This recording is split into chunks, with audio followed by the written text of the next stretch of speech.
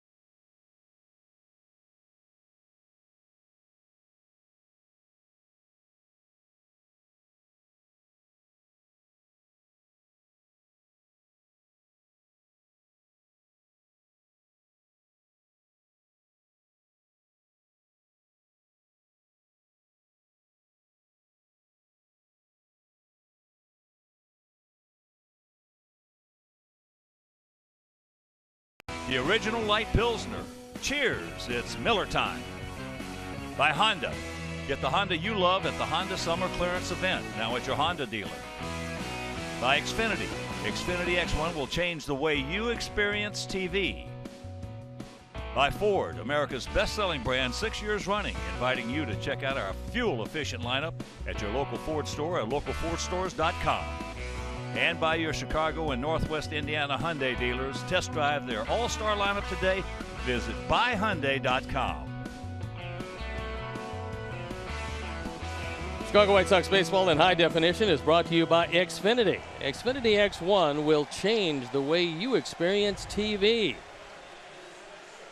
And the Mariners have taken the field on a beautiful night for baseball here in the Pacific Northwest.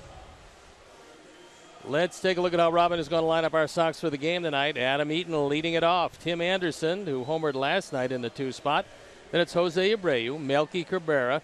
Todd Frazier has hit 5 home runs the last 15, driven in 10. The slugging percentage very good. Brett Lawrie, Avi Garcia, J.B. Shuck, and Deanna Navarro rounded out. The defense and how they're going to line up behind Wade Miley. Scott Service sends out Daniel Robertson, Leonis Martin, and Franklin Gutierrez in the outfield, with Seager, O'Malley, Cano, and Lee in the infield. Chris Iannetta behind the plate tonight. And our starting pitcher is Wade Miley. Kind of a soft-tossing left-hander. He's got a good straight change, has a good slider. That's probably his best pitch. He's 6-6 ERA. Just a little below 5.5, 1 complete game, and opponents hitting .292, which is a very high number, as is the 15 home runs allowed.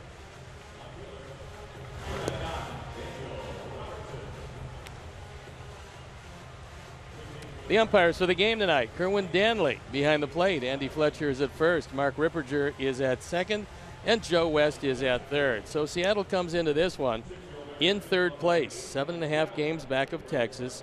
Houston in second place, 4.5 games back. Our Sox, 9 games back of the Cleveland Indians, with Kansas City and Detroit in between. Scott Service, the first-year manager, looking on. He's got his ball club about as well as they can play at this given time, but he thinks they're going to get a little more offense. So we're ready to play baseball. I'm ready to turn it over to my play-by-play partner, Ken Harrelson. Hi, Steve. Thank you. And once again, good evening, everyone, and welcome to White Sox baseball right here over WGN Sports. And the first pitch of the ball game is taken for a ball. And before we show you our picks to click tonight, you at home select yours. Boy, when the weather is like this in Seattle, it's hard to beat.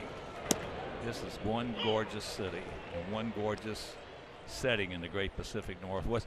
To me, it's one of the most beautiful places to fly into on a clear day like this in the world. That's how to play left side. It's a great ballpark, and they're assured of 81 home dates because they have a retractable roof, and all things being equal, they love to keep it open. And the last two nights, it has been open. Well, I've been coming here for 47 years. I've been coming here since 1969. As there's a little comebacker, he's got it. No problem.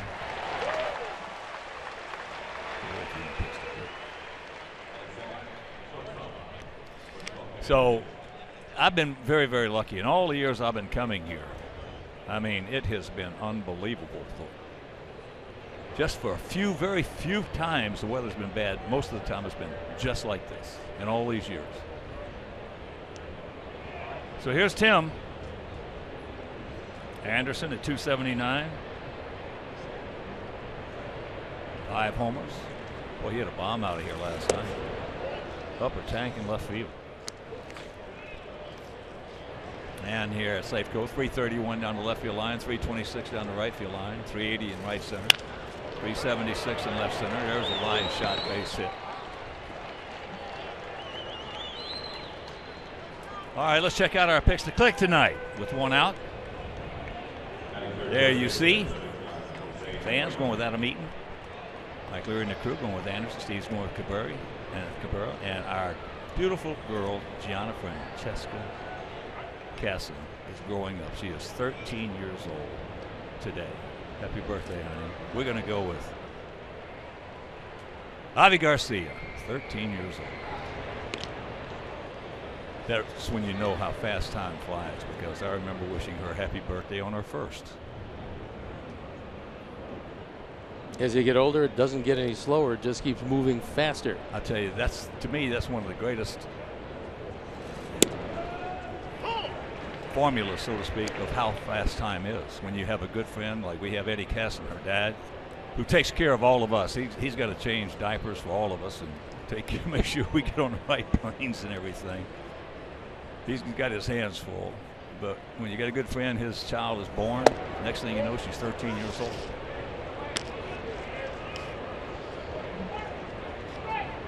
Abreu, 272, 11 homers, 52 knocked in.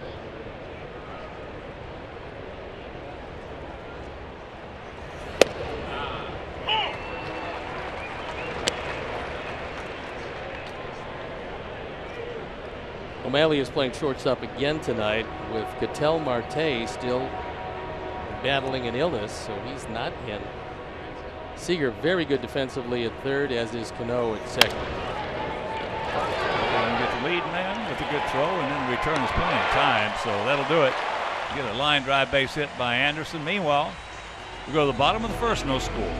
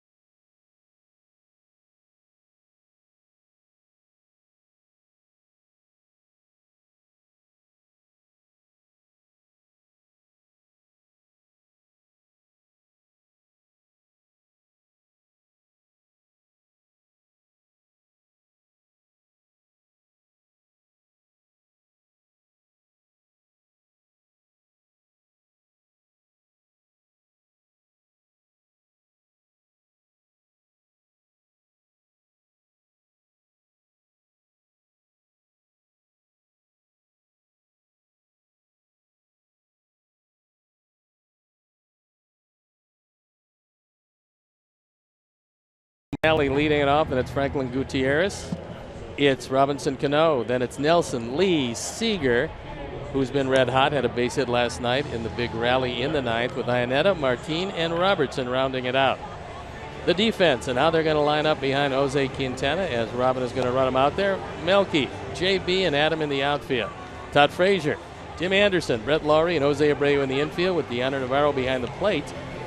And Jose Quintana on the hill, looking to even his record at 8-8. Last time out, he beat the Braves. As you can see, a fine 3.21 ERA. Opponents hitting just 237.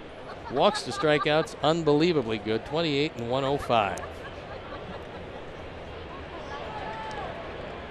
Here's O'Malley, 28-year-old switch hitting shortstop. He was 0 for 2 last night.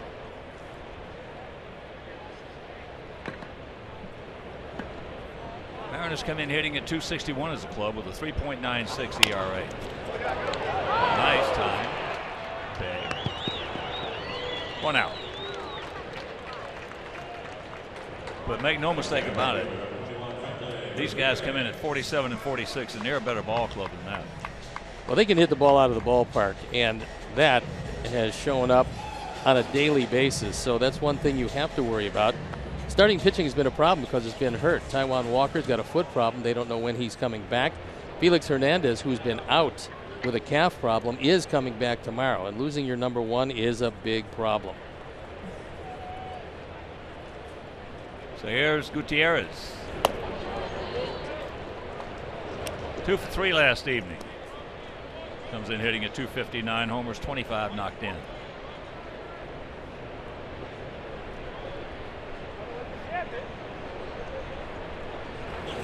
Well, on July 19th, that 396 they're sporting is pretty sexy. I'll tell you that, for a pitching staff. that in the middle of July, that is pretty good. They've had a whole lot of things go right for them, but so far have not been able really to put it all together on a consistent basis. Well, we've seen enough of that ourselves. Yeah. And you see right there the highest percentage of runs via the home run. The Mets are first, the Mariners second, followed by the Rays, the Orioles, and the Jays.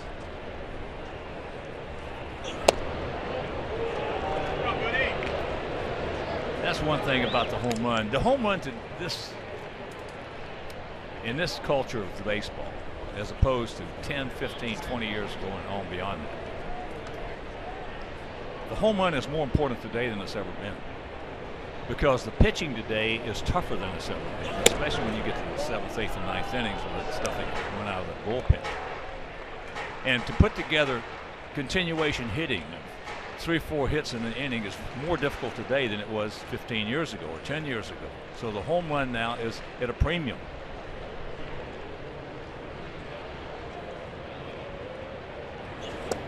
Yes, he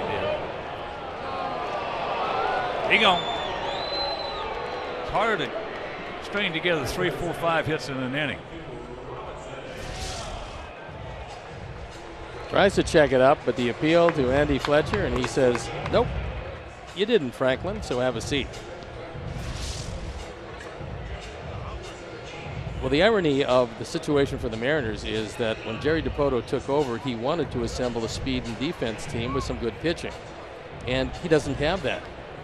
In fact, he's swiped 26 bases with the team he's put together. They've been caught 22 times, but they can and do hit the ball out of the ballpark, so a complete antithesis of what he set out to do. A lot of times, the best laid plans of mice and men go astray. Yeah, I mean, you have guys that you think are going to make the team, they don't. You have trades you think you're going to make, you can't make them. And you have big investments in guys that don't have speed but hit the ball out of the park. Well, this guy here can do it all. Robinson Cano. Go to play. Comes in at 306, 21 homers, 51 knocked in, 59 knocked in.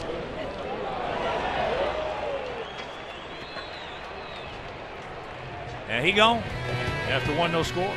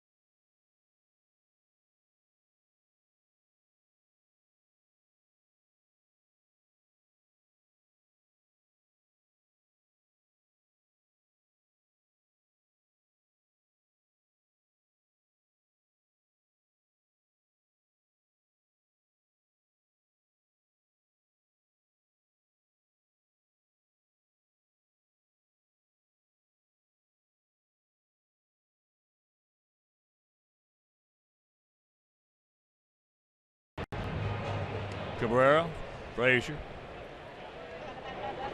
and Laurie. Milwaukee 2 for 4 last evening. Takes first pitch strike. Milwaukee comes in at 252, 11 homers, 35 driven in.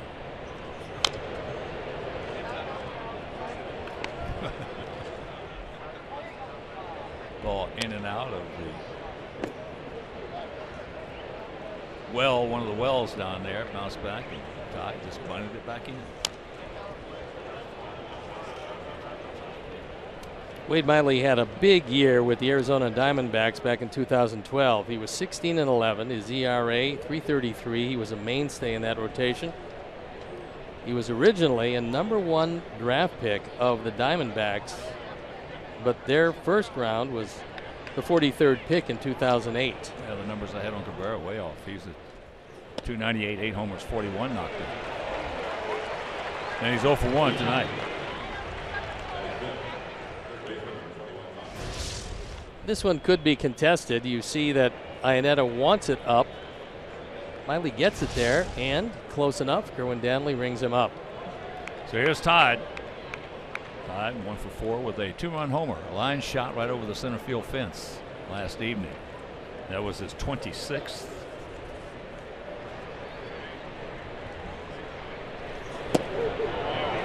And make no mistake about it, for those of you who are not familiar with this 29-year-old southpaw of Hammond, Louisiana, Wade Miley. He's 55 and 52 in his career, so he is not a bad pitcher. That's just fouled at him. He was 11-11 last year with the Red Sox.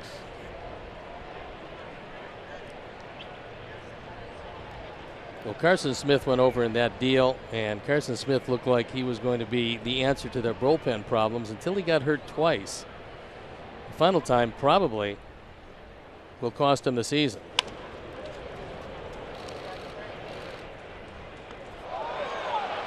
They put it on him. Good play by DeJoly. And that's where a first baseman can really get hurt, is he comes across the bag and the throw is off the mark to the home plate side of first. He comes across, he's got to put the tag on, and you can't protect yourself here. So he comes away, and he's got a few problems with the left hand. Todd tries to run through the tag, not successfully. Here's Brett. Mark Gubazov, former 20-game winner, Kansas City, now a fine broadcaster for the Angels. We were talking about guys going down the line the other day, and about that play we just saw.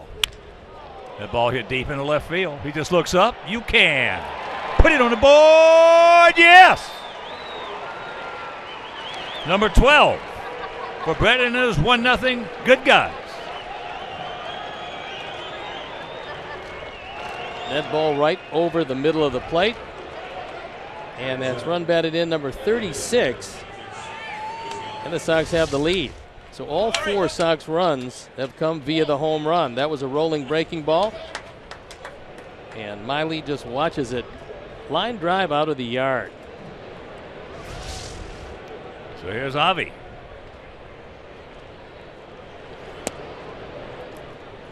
Takes down low. But we were talking about that in first baseman and how when Bo Jackson hit a ball, it was to one of the infielders, and the throw was going to pull the first baseman off to the home plate side of first, and Bo was running. Most of the time, they never put a glove on him. They were short arming it so bad because he'd tear their arm right off.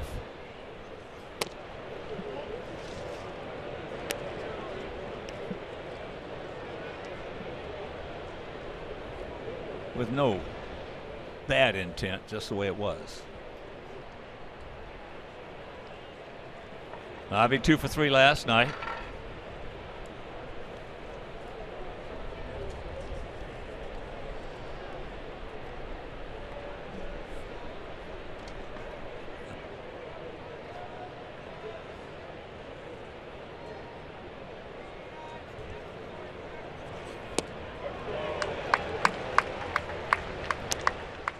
That was a good straight change by Miley. he does work quickly. If anything, Mel Stottlemyre will come out and try to slow him down.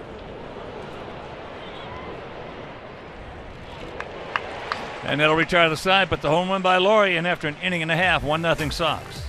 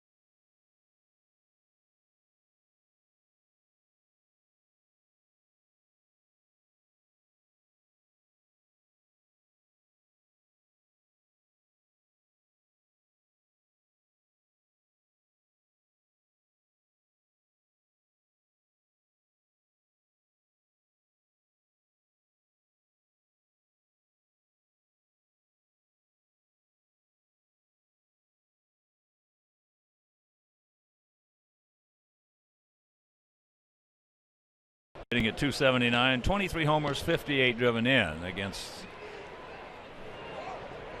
Time is called against our Quintana. Cruz was 0 for 3 last night against Quintana, 3 for 14 with a homer.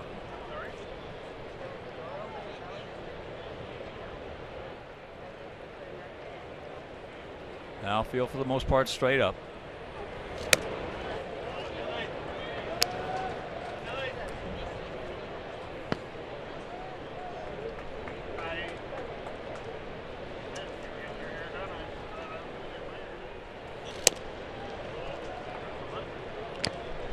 Two and 0.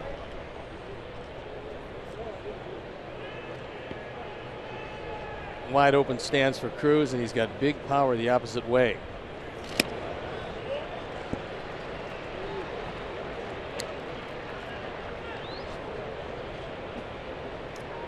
Three and 0 the count.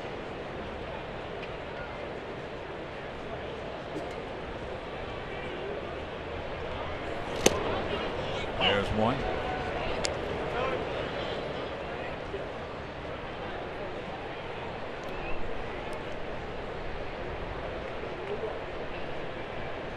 Pretty obvious what Quintana's trying to do.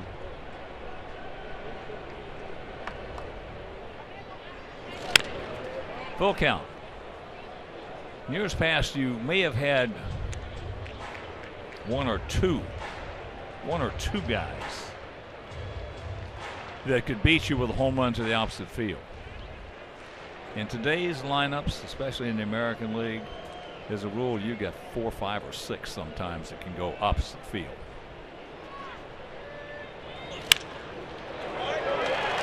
Knocked down, but that's going to be a base hit.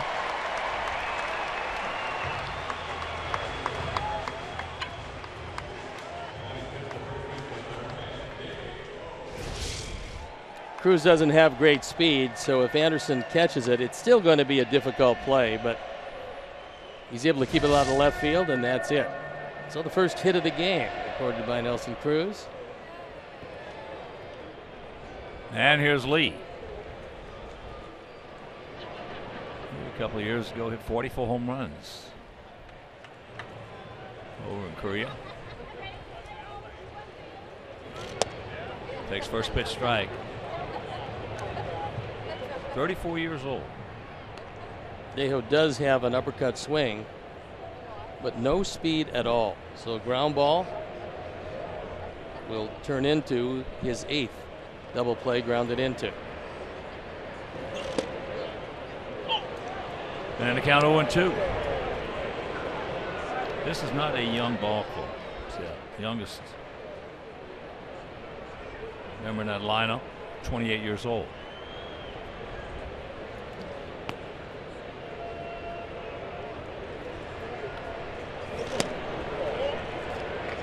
Just a little bit low.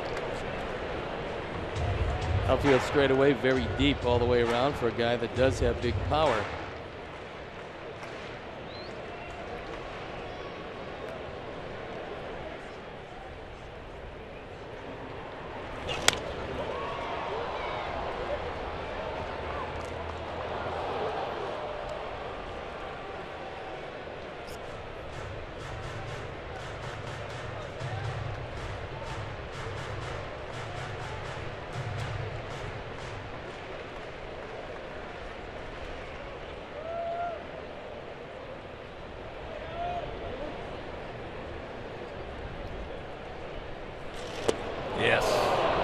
He gone.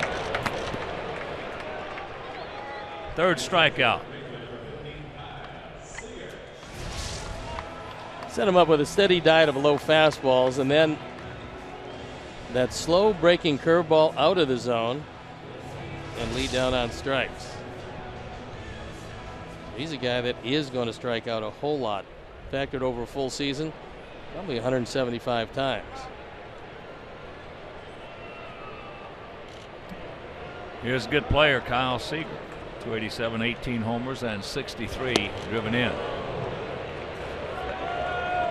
He's had 13 at bats against Quintana, has 2 hits, both of them home runs. His single last night with 2 outs kept the inning alive for Adam Lind, who hit the 3-run homer that won it. So that was a big at bat for Seager.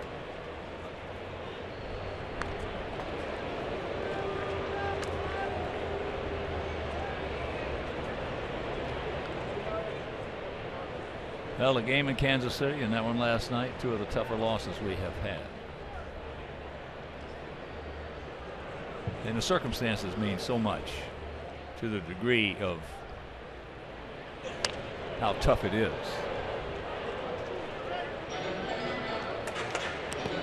That was a big one last evening, especially after getting swept in Anaheim, coming off the All-Star break, coming back in. And your ace going to the mound, you pretty much expect that you're going to win that one, and it looked like that. For 8 innings, Chris Sale just absolutely dominated a pretty good offensive lineup.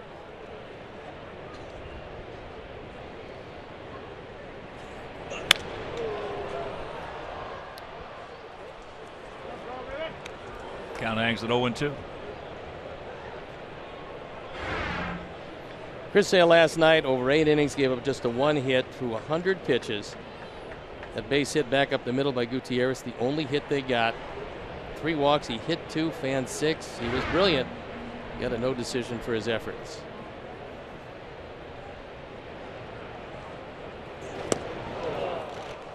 There you go. 4 strikeouts.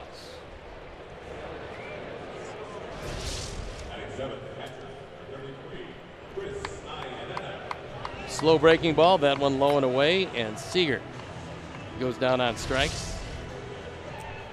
Seager, whose brother Corey tied for the National League lead in doubles.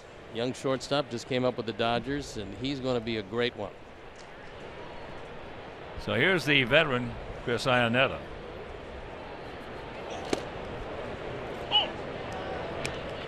Chris, 7 homers, 21 knocked in, hitting at .213.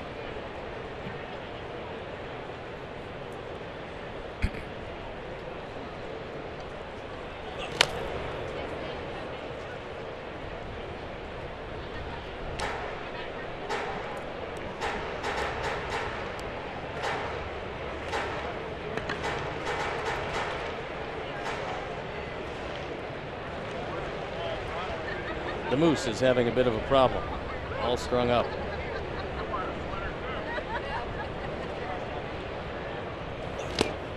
Strikes out the side. 5 now for Jose, and he leads it 1-0.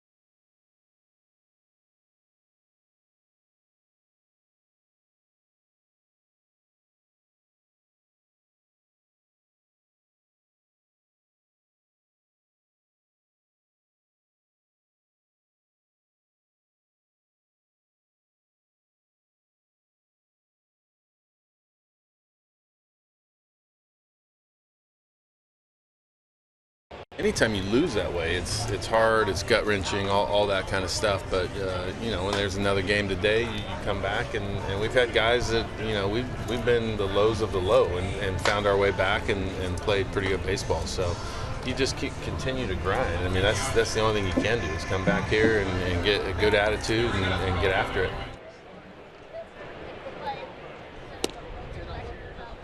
Ball 1 to Shuck. This is an everyday game, and there's nothing you can do except come back from tough losses the next day and try to grind it out. It's a long year. You're going to have those disappointments, but that was yesterday. Well, I told some of the guys last night, it was days like that that caused the good Lord to make tomorrows. You got to come back. You got to have a short memory. We've talked about that over the years. You cannot play a major league sport, I don't care which one it is, baseball, football, basketball, golf, anything, unless you've got hockey especially, unless you've got a short memory. But with 162, and there's the man that decided the ball game last night, Adam Lind, with his 3-run pinch homer. But you come back the next day and you just go get him as if nothing happened, because it's really the only thing you can do. And the good teams come back from very disappointing losses and put together just a great game.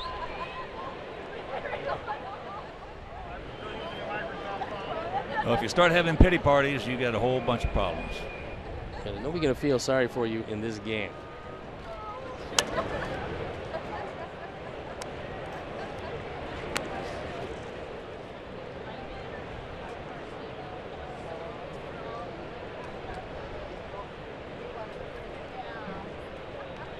Chuck at 244, 3 homers. He's driven in 12.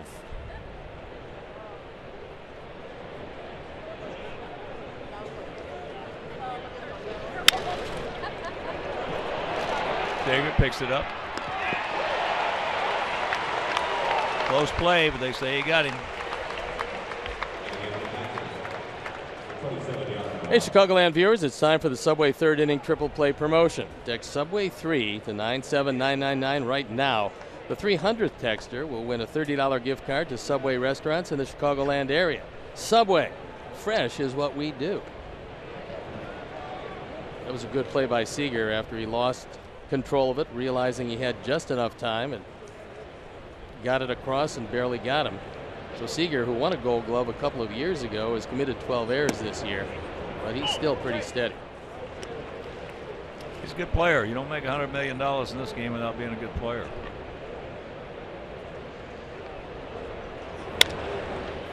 The honor.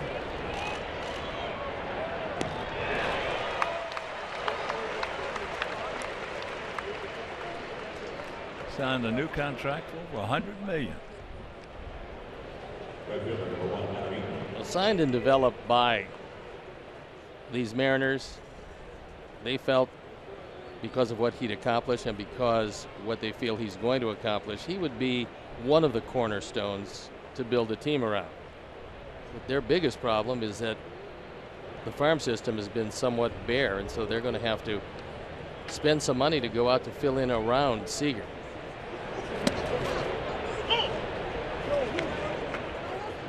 Well, that's one thing about baseball today. Ownership, they've got the money to spend. Guys are making a whole lot of it. Well, these owners are good businessmen. They're not going to spend it unless they got it. MLB Network has been the cash cow for them. Here's a look at the new GM, Jerry DiPoto. His last job with Los Angeles Angels of Anaheim.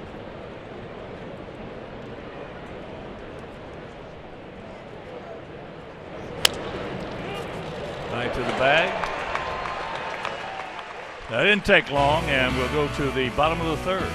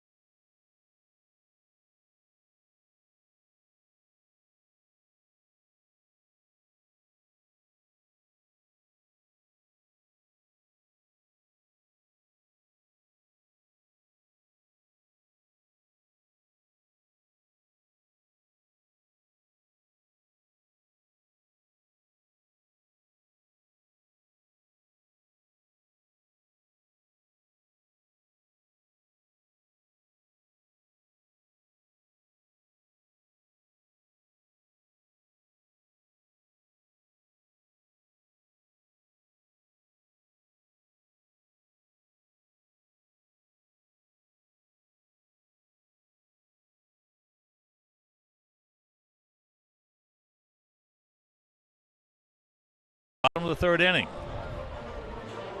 Quintana with 5 strikeouts through the first 2.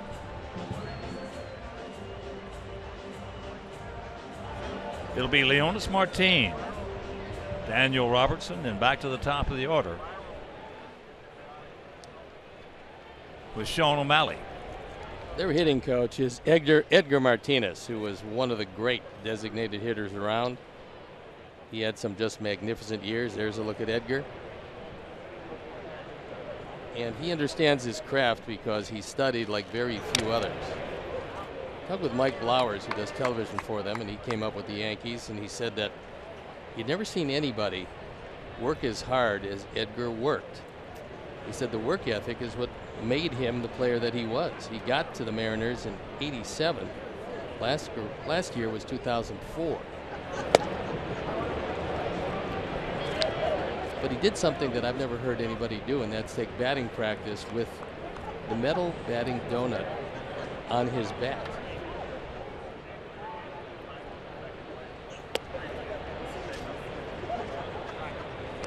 So There's a look at Jay Buhner on the left, Mike Blowers on the right. Buhner had some great years with these Mariners, with the Yankees also. Blowers likewise. But they asked him, why would a guy take batting practice with a batting donut? He said Edgar felt that his swing wasn't where he wanted it to be, and he knew using that weighted donut and having to hit the ball off seemingly the end of the bat, that he wouldn't make contact unless his swing got grooved again. Worked pretty well for him. Well, that's the whole key. Worked for him. Might not work for somebody else. Nope. No, but this is a guy with a .312 lifetime batting average and some just unbelievable years. Well, the thing about Edgar was not what he hit, it was when he hit it. He was one of the best clutch hitters. Edgar was very, very similar to our Harold Baines. It's not what they hit, it was when they hit it. Harold was a terrific clutch hitter. Do you think there is a Hall of Fame bias against guys who were primarily designated hitters most of their career? Yeah, up to this point there has been. I don't think there's any question about it. And it will end. It will end. Well, David Ortiz is going to put an end to that one. Well, he's going to end this. I mean, yeah. It will end. And David Ortiz is, without question, the greatest DH we've ever had. And again, you go back to him. It's not so much what he hits, it's when he hits it. You just don't find guys on a year-to-year basis who are great in the 7th, 8th, and 9th innings on a consistent basis. Especially in today's game with that stuff coming out of the bullpen, the way they're facing it. Well, Edgar didn't really play in the dark ages, for those who forgot. His career ended in 2004. However, in 2000, he drove in 145 runs. 145 runs. That obviously led the league. Of course, he only hit .324 that year, so it wasn't a great year for him. But, I mean, you're looking at a guy who hit .356, led the league in 1995. 52 doubles. There's a base hit.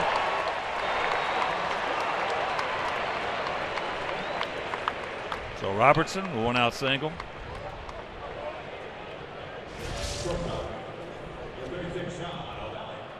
He actually hit the ball hard a couple of times last night. Didn't have anything to show for it, but he drops this one in front of Melky in left field.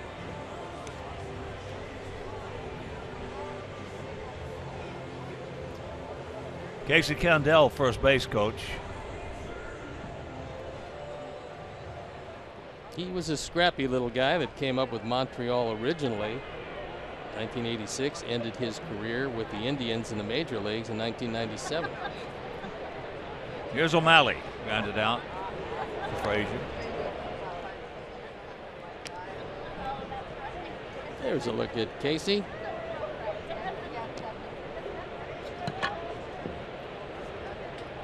Right at .250 major league average for a career.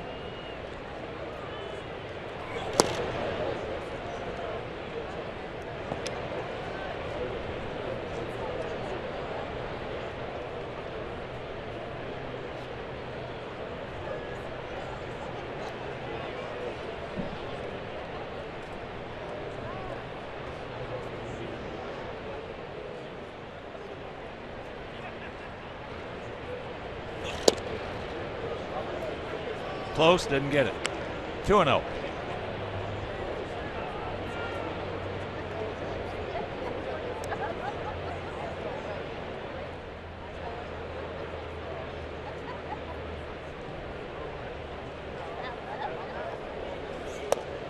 There's a strike.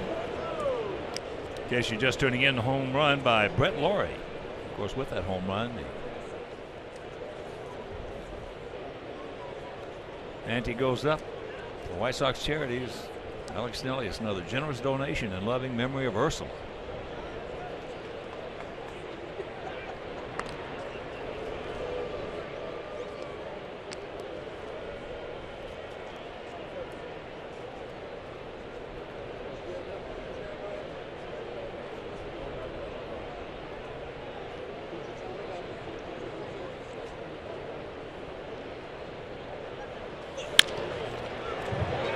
He'll take it himself.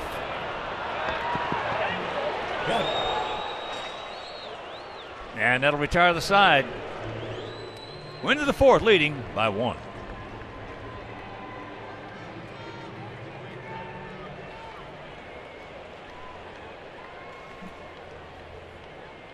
We're going to hold and see if they want to challenge this. Looked to me with the naked eye like he had him by a quarter of a step, and that's exactly what Scott Service says. All right, we'll be back.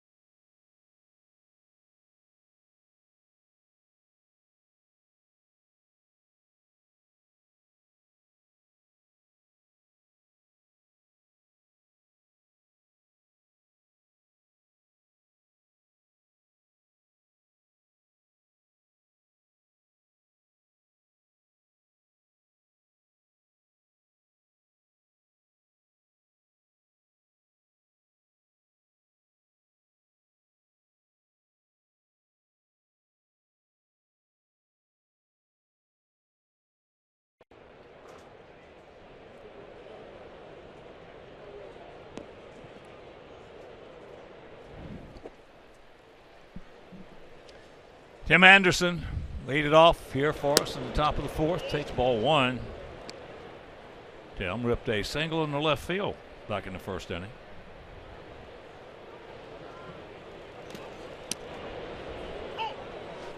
Just on the outside edge of the outside corner.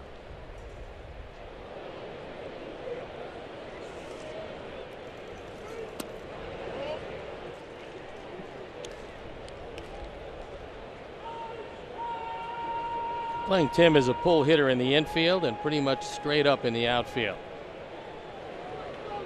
The Mariners will shift just about as much as anybody around. As you can see, not a whole lot of room between Seager and O'Malley. Ball hit hard.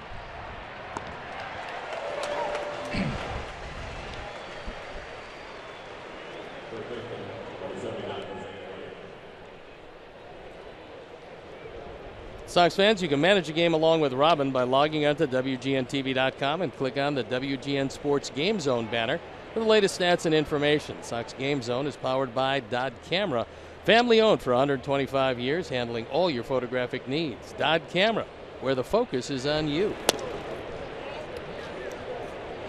Here is Abreu, hit into a 3-6-3 double play. So the shift, at least on the last play, worked perfectly as Anderson hit right into the teeth of it. Even more of a shift for Abreu. Now Cano is on the third base side of second. Lee is way off the bag at first. Well, Jose, no question. Everybody knows that he has really struggled this year. One reason being he's leading the major leagues in swinging at balls out of the strike zone and by a wide margin. He's swung at 333 pitches out of the strike zone this year.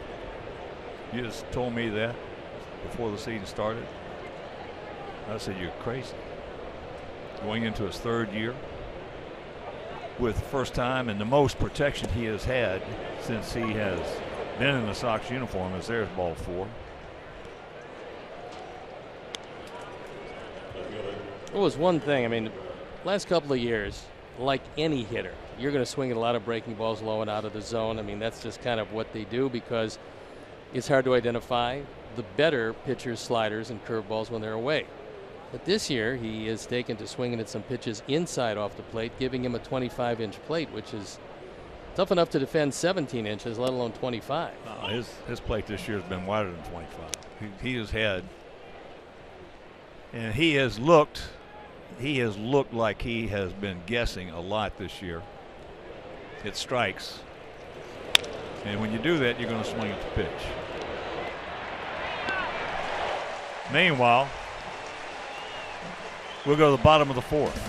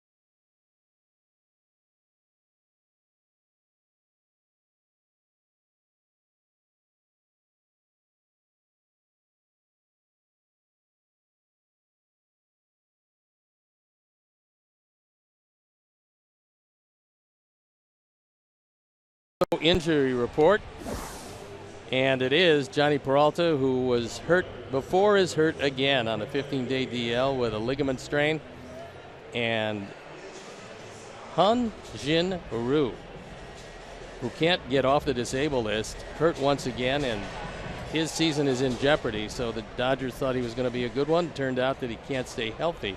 The injury report is brought to you by Dr. Anthony Romeo Orthopedics. If you have any shoulder or elbow problems, go to RomeoOrthopedics.com or call 312-432-2342.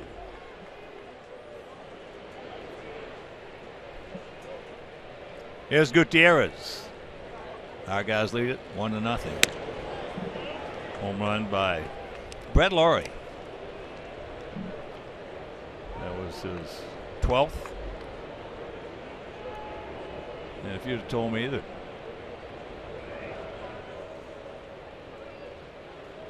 on April 1st, that on July 19th, Brett Laurie was going to have more home runs than Jose Abreu, I'd have said, well, we got a big problem. I think you're right about that.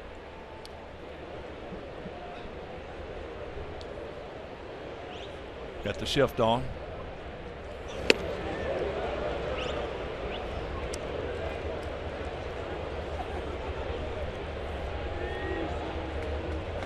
Franklin's had a lot of leg problems, some intestinal problems during the course of his career, but when healthy, he's a pretty good player.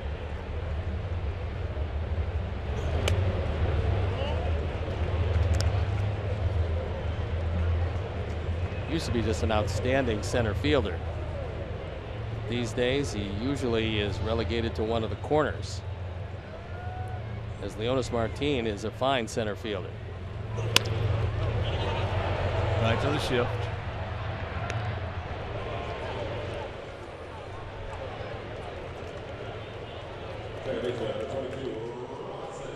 There's a shot of Rick Riz. We talked about him. He's from Blue Island, Illinois, so he's a native Chicago area product. Also helps run a great charitable effort here, Toys for Kids.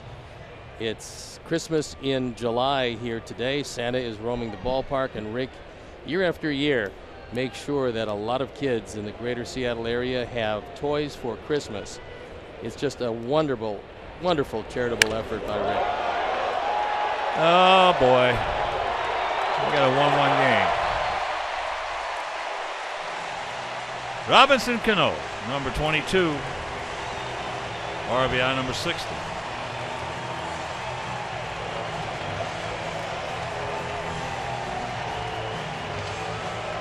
Last night, Cano tried to roll over just about everything, including pitches that were out away. But this time, he didn't get one out away.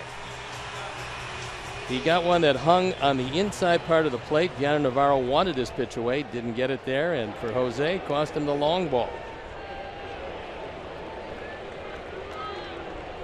That's the 13th home run that Jose has thrown.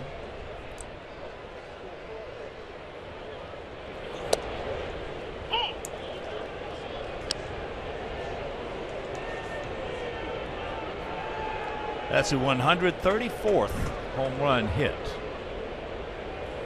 by the Mariners. And there's a base hit.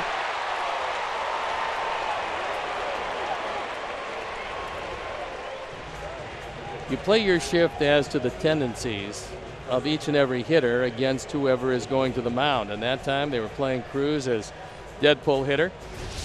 This is pretty much straightaway shortstop, but because of the shift, which works a whole lot of the time, doesn't work this time as this one barely escapes Tim Anderson.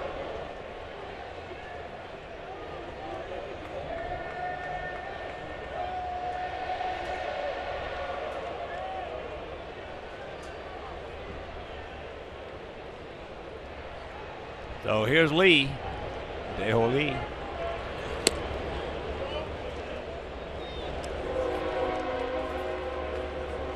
Struck out back in the second inning.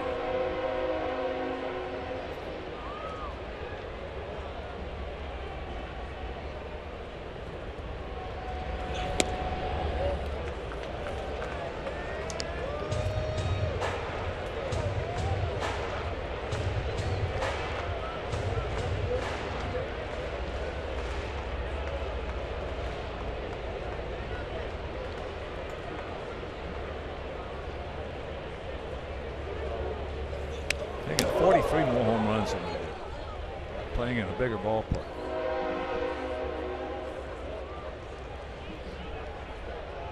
Well, up and down this lineup, and Gutierrez is knocking at the door. He's got 9 home runs. They've got 7 guys that have hit 10 or more home runs. So it's a team with some big pop.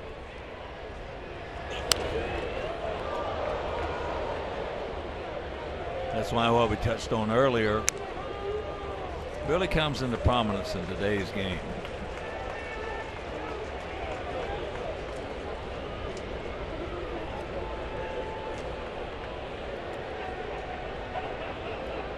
That's one reason managers can live with a strikeout, more so than in years past. But then you go to the other side of that page, you take a club like Kansas City. They strike out fewer than anybody in baseball and don't hit that many home runs. They just put it in play.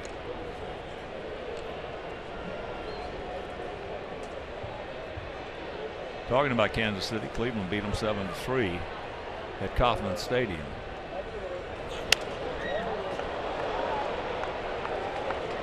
Mets beat the Cubs 2-1. Robles over Rondon. Minnesota beat the Tigers 6-2 at Comerica Park.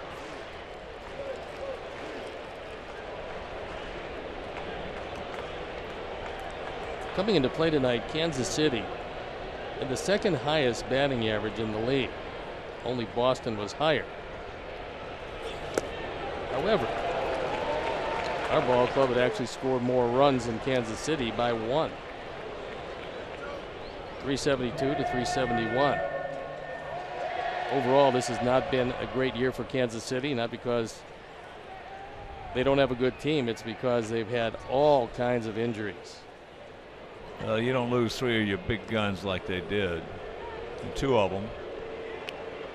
One of them all year, another one for an extended period of time, and then Kane's going on the DL. We're talking about. Yeah, Gordon really hasn't come back with anything since he's been back from the wrist problem. When you get those, when you lose 3 of your big guys, you're going to pay the price. As there's ball 4, so that's the first walk issued by Quintana.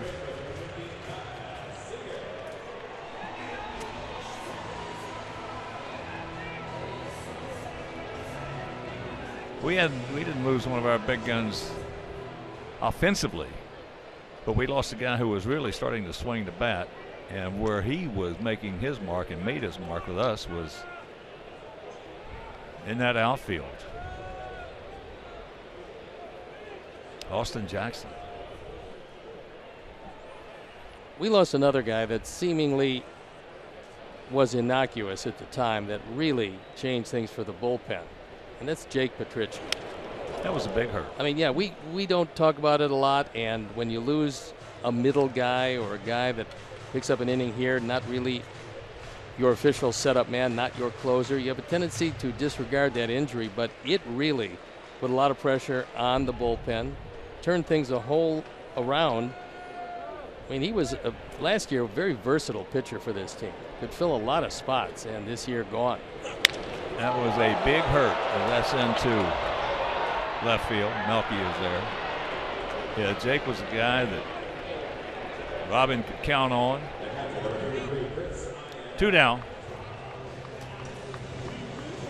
And it just moves some guys out of their comfort zone when you lose a guy like that, because they got to step it up.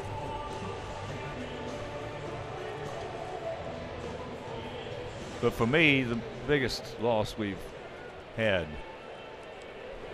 outside of pitching has been Austin Jackson.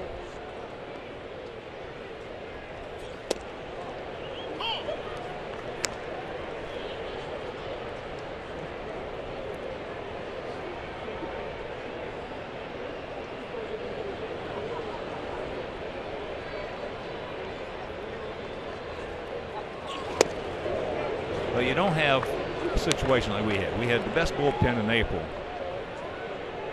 in baseball. Best bullpen in baseball. And in May we had the worst bullpen. And the only way that can happen is one of 2 things. Injuries, which we did get a big hurt with Jake, and scheduling, which we also got that. Because that schedule we had is going to rear its ugly head in the bullpen, and that's exactly where it did.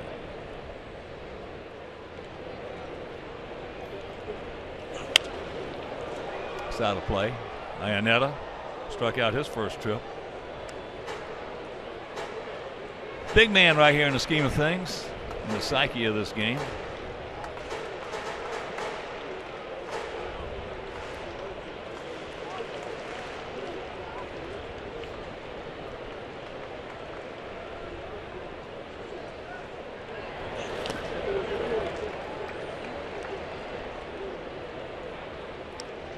Iannetta's certainly not the best hitter around, but he does have occasional power. He can put a charge into it. Was with Colorado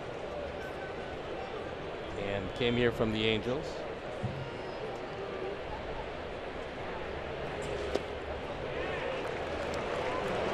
That's low, full count. Leonis Martin on deck.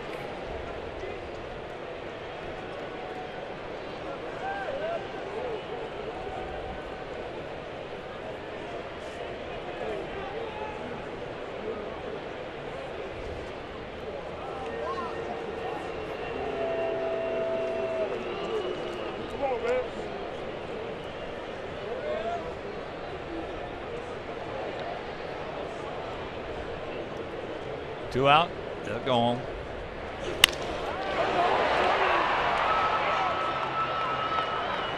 And that'll retire the side. The home run by Robinson Cano ties this game up at 1.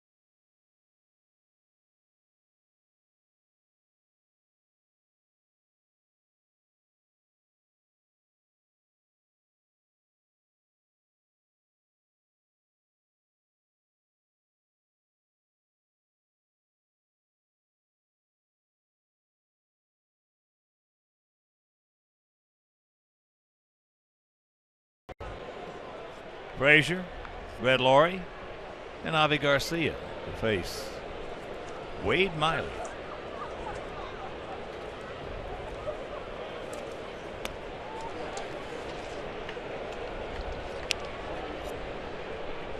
There's some injuries really starting to pile up that's going to affect how teams are going to approach this trade deadline, which is ensuing.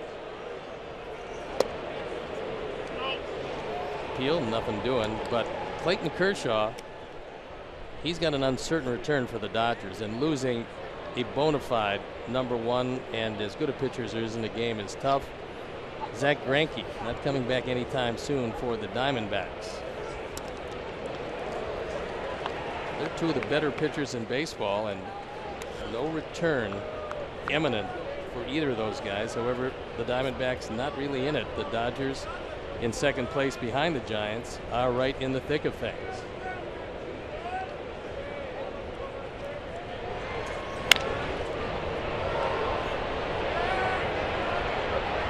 Seager.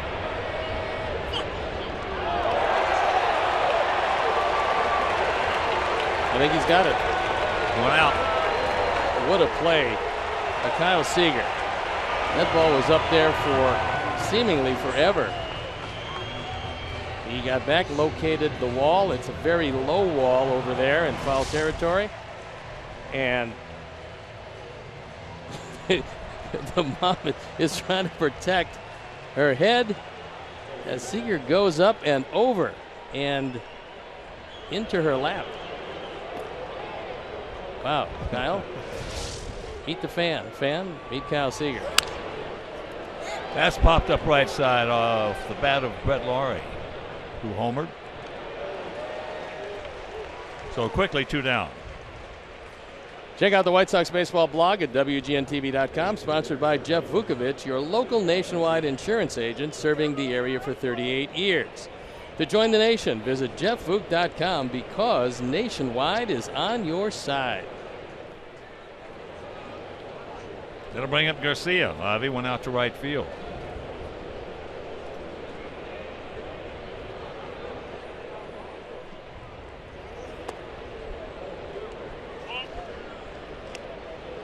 Wade Miley, who's lost his last 4 starts, throwing it pretty well here tonight, giving up just the 2 hits. He's getting it and throwing it. That's usually what he always does, and at times when he gets in trouble, he actually works too quickly. Mel Stottlemyre Jr., the pitching coach, will occasionally come out to tell him to slow down a bit, pull back.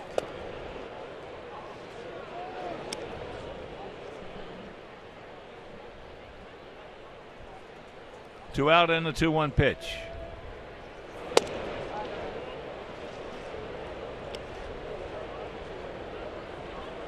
One 2-0 for us, 1 4-0 for them.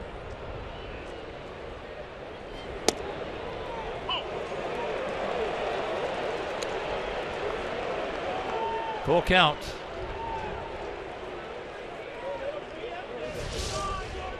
Miley throws him a curveball, thinking he just might have and like the 3-1 pitch.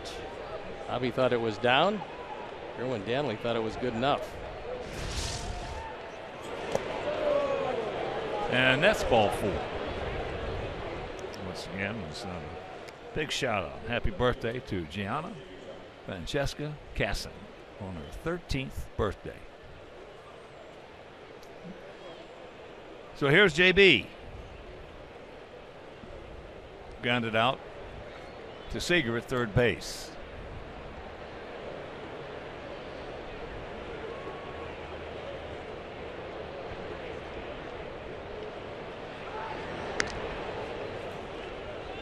Got to look at Scott Service, who's in his first year as a major league manager after spending a great deal of time in various front offices around baseball. Had a lot of responsibilities, player development, a number of other jobs, and he's found a home in that dugout. Had a nice talk with Scott and Jerry DiPoto, new general manager, after the game last night. And they, like us, like almost every team in baseball, in fact, with the exception of one or two, almost every team in baseball got some problems. Just got a piece of it. 0-2. Well, Scott, like so many other managers before him, was a major league catcher, and he was a catcher for a long time. He came up with Houston in '91, then got traded over to the Cubs in '95, eventually making his way to the Giants in '99, Colorado in 2000, back to the Giants, and back to Houston, where he ended his career in 2001.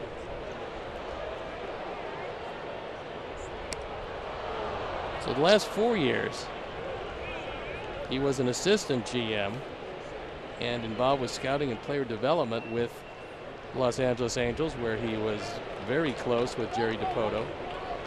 That works well when Poto moves into a new job and then interviews you for that position.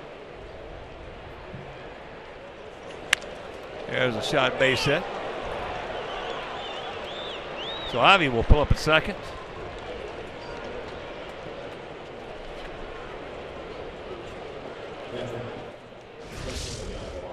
Keeping the inning alive as JB takes it right back up the middle. He continues to do just a terrific job playing center field just about every day. Doesn't matter, right or left-handers. Making some contact. Keeping that batting average around 250.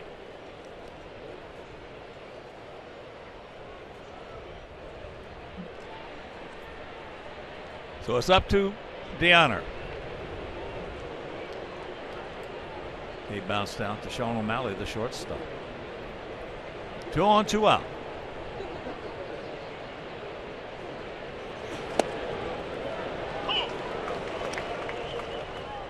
Here's the run expectancy with runners at first and second and 2 outs. Sox this year have played at least one run 29% of the time, which is above league average.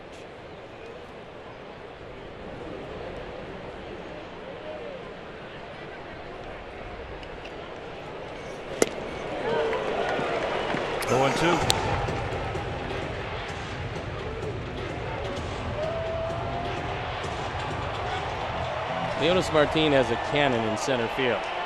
Gutierrez used to throw great. Now he throws fairly well. They're probably going to run on Robertson if they get a chance. That's one of the things third base coach has to know, and that is not only does a guy have a good arm, but can he throw going to his right or left? Because there's soft spots in everyone's arsenal in the outfield. Some guys will be able to throw very well running to their right, especially those right-handed guys. You get a guy who can throw right-handed and get off good throws running to his left, you've got yourself an outstanding arm and consequently an outstanding outfield.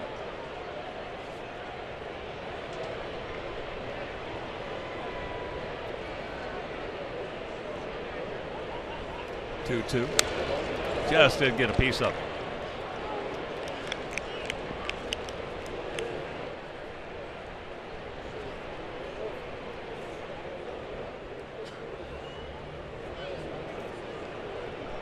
Alex Avila is out on a rehab. And with him out, Leonardo Navarro getting a whole lot of play.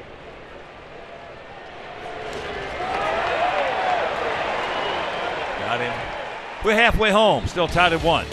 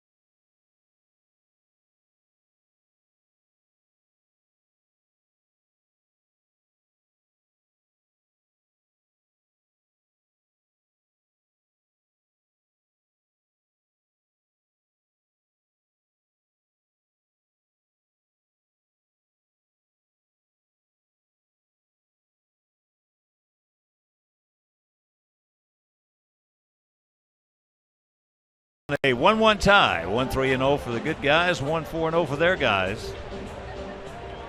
And it'll be Martin, Robertson, and back to the top of the order with the shortstop Sean O'Malley.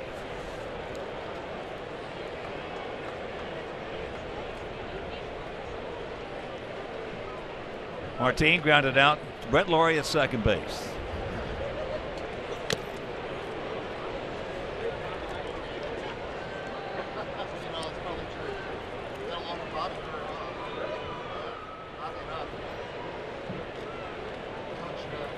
Tom Wilhelmsen was one of the keys to the deal that brought Martin from Texas. Martin was a pretty good player for them. He could certainly go get him in the outfield. He could steal a base for you. Stole 36 of them for Texas in 2013. And now they have Tom Wilhelmsen back. So it didn't work out for him in Texas, but he's always loved to pitch here in the Pacific Northwest, and there's a look at him. Gigantic right-hander with a big curveball. Laurie.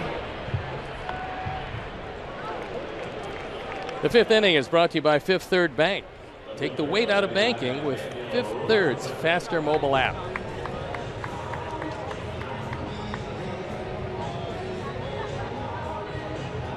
There's Robertson. Man, we got a couple of Sox fans in attendance. In fact, we got a lot of Sox fans in attendance. Two of them, though, Howard Kampf, Charlie Miller. They live and die with us. Both of them half dead after last night. Oh, jeez. Robertson singled in the left field.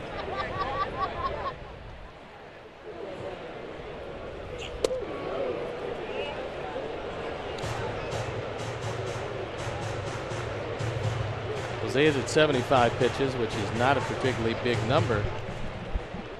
Given up to 4 hits, just 1 walk.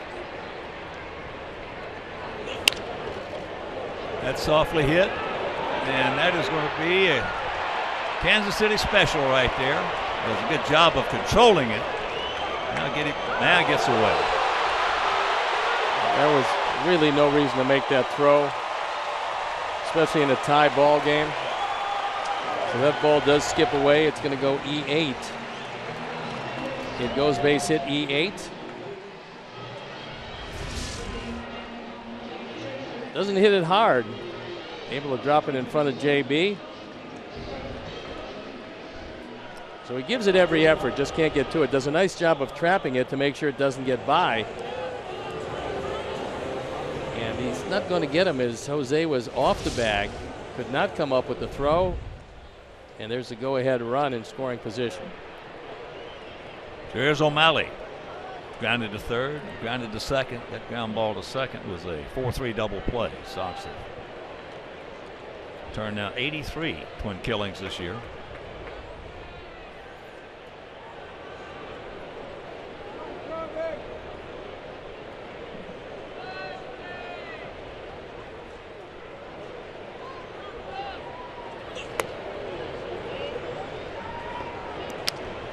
And checking some other scores for you. Toronto leading Arizona 4-1. That's in Phoenix. Bottom of the 6th inning.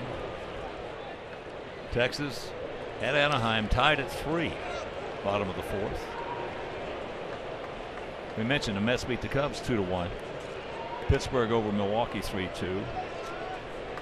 And in 10 innings in Philadelphia, Marlins won that ball game 2-1. So Don Mattingly continuing to do just a terrific job with that young club. Why not? He's a terrific manager. That's foul. Oh, O'Malley's going to hit it. that one was awfully close. It turned around Joe West, and when he did turn around, the motion did foul. Well, that ball hit awfully hard. Mike Blauer's telling a story, and we'll get to it after this. This ball, fortunately, on the left side of the bag, it was a rocket down the line, would have scored the run. And O'Malley thought it was a 2-base hit. In fact, he's pretty sure of it. Joe West didn't miss too many of them and didn't miss that one. O'Malley was just using his Brett Laurie impersonation. That's foul. That is foul. And Joe trying to get out of the way, did get out of the way and got it right. Joe working on a bad knee. Got a bad wheel down there.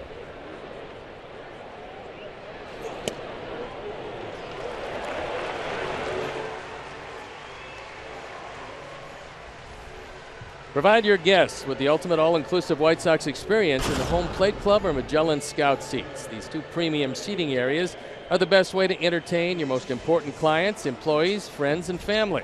For more information, call 312-674-1000 or visit whitesox.com/premium seating. So Don Cooper with a slow walk to the mound. Talk with Jose. And talking about Don Mattingly, he was a great hitter. He played for the Yankees at a time when the Yankees were not an overwhelming team, but that didn't diminish what Mattingly was able to do. And not surprising, he's been a good manager because he's a very thoughtful player. Like Blowers was saying that in one at-bat against Chuck Finley, Don Mattingly grounded to second base. And he came back, was sitting next to Blowers, who was a very young player at the time, and he said, "I got him." I said, "What do you mean you got him?" He said, "He believes I'm going to pull every one of those sliders, and late in the ball game, he's going to throw me another one out there thinking I'm going to pull it." He said, "That's the ball I'm going to take to left center field and beat him."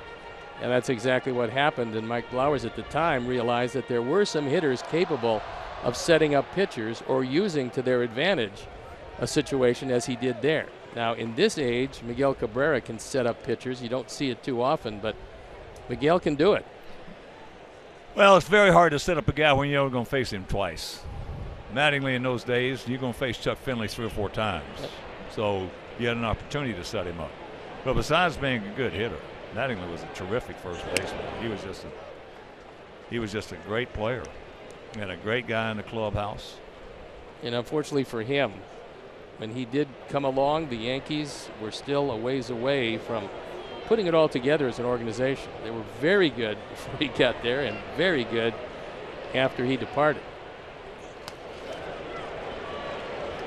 2-0. Gutierrez with a strikeout and a ground out to Laurie.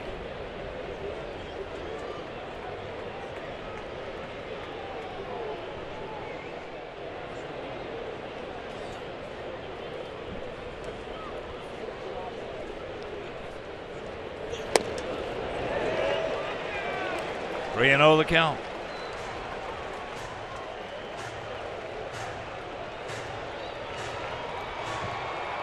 If you're Jose, you got to be careful because you would think Scott Service would give Gutierrez the 3-0 green light, thinking he's going to get a fastball. Taking all the way, and the count 3-1. It's hard to do that when you got Cano on deck.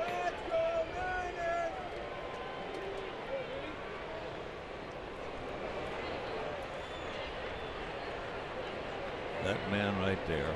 And then you got Cruz in the hole.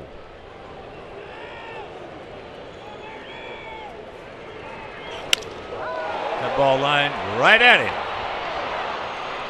So here's the throw. Off the mark, cut off. So 2 out, runners at the corners.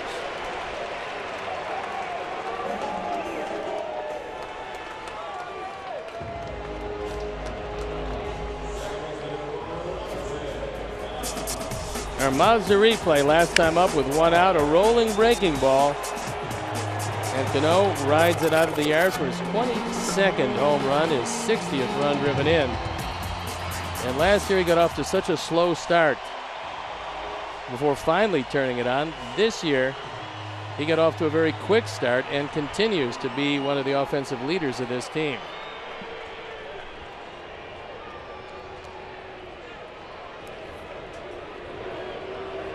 He's now 6 for 16 lifetime off Quintana.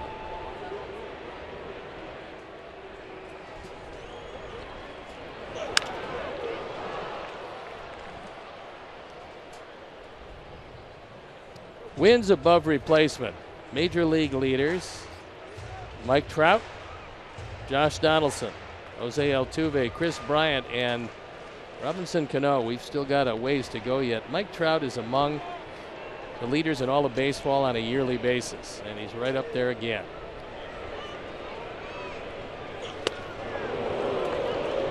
Oh, and 2. Well, if Mike doesn't watch that, he's going to burn himself out. Yeah, I know he's not strong enough. He's a big man. What a specimen that guy is. 6'3", 235, and can fly. And he's got some protection behind him with Albert Pujols. So there's no reason for Mike not to have just an outstanding season again. 1 MVP and 2 second-place finishes in that category.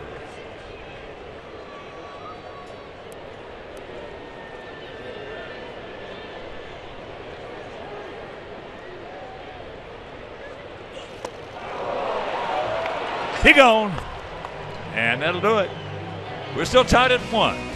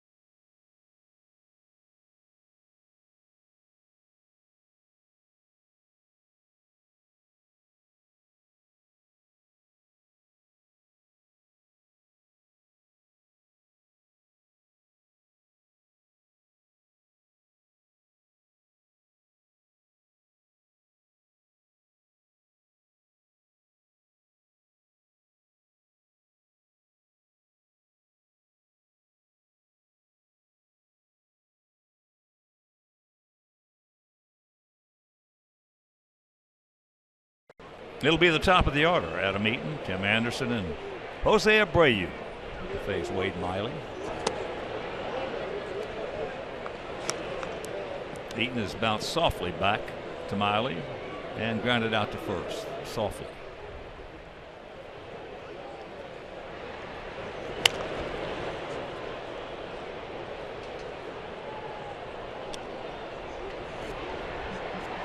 Miley 55 and 52 in his career.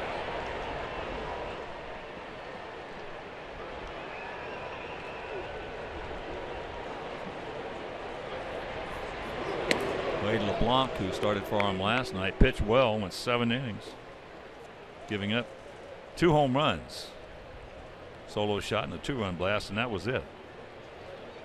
So a quality start from him. He was from Lake Charles, Louisiana. And Miley's from Hammond, Louisiana.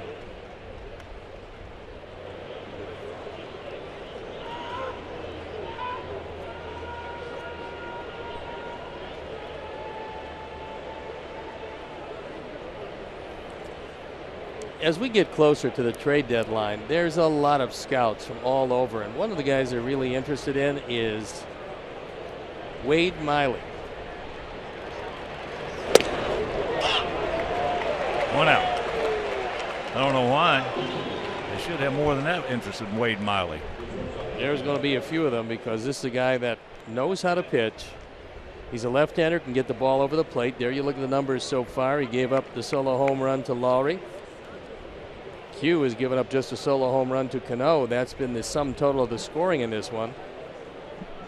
And this is just a great time of year as teams try to make a determination. Are they in it? Or are they out of it? And what exactly is it going to cost to make a deal that they believe is going to put them over the top?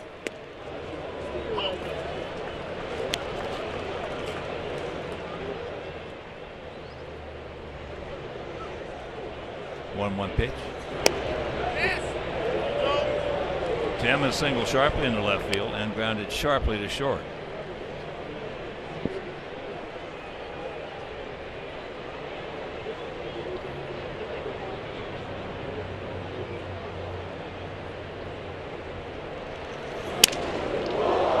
That's going to be a Kansas City special right there.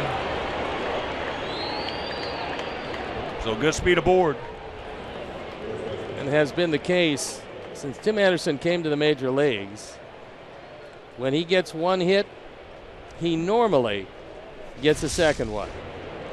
And this time the head of the bat flew out toward Seager at third base, who gets out of the way as the ball finds its way to land softly into left field. So good speed aboard with a go-ahead run. And Tim just left with the handle. So here's Abreu hit into a 3-6-3 double play and also walked. 15th multi-hit game, and this his 33rd major league game. Pulled a string on him and had him way off balance. When Miley needs a double play ground ball, more times than not he'll go to that straight change. And that was the first pitch thrown to Abreu.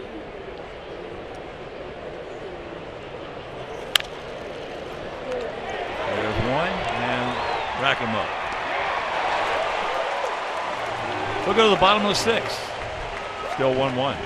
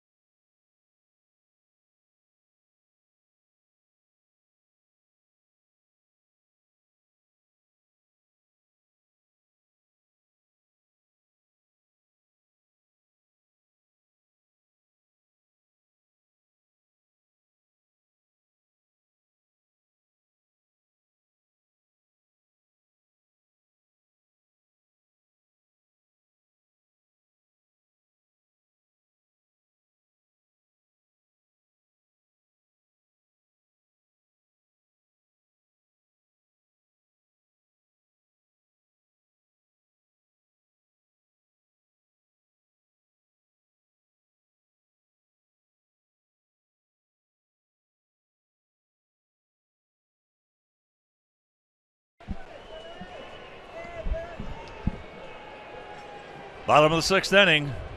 Nelson Cruz was 2 for 2. 3 for 3.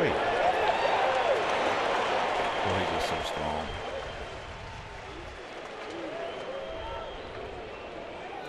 Sox fans, you can join us as our Sox take on the Tigers on Thursday, July 21st at 7:10. First 10,000 fans will receive a free Chris Sale t-shirt presented by the Village of Bedford Park.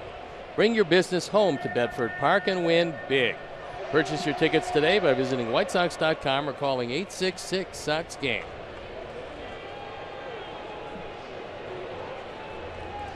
Here's Lee. A strikeout and a walk. And the count, 0-1. Walks around the plate.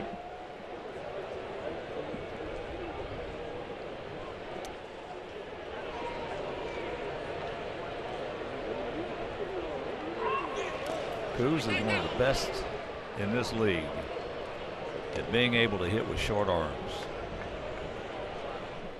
He can hit it so far with short arms. In fact, he might even hit it further with short arms than he does with extension. Extension against these pitchers today is a killer.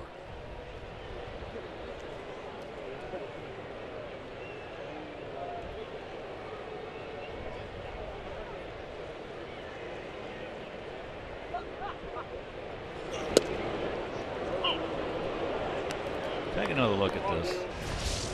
He just muscles this. Watch those short arms, how close they get to his chest. The further those arms and those hands get away from your chest, the bigger the swing, the slower the swing.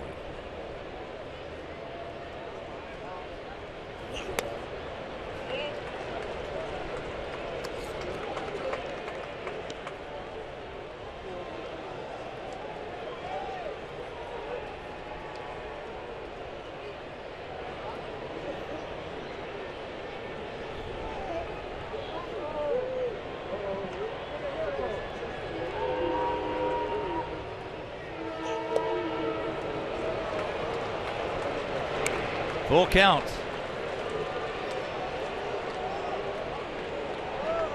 Just on us, we scored one in the second. There was a home run by Brett Laurie. They scored one in the fourth. There was a home run by Robinson Cano.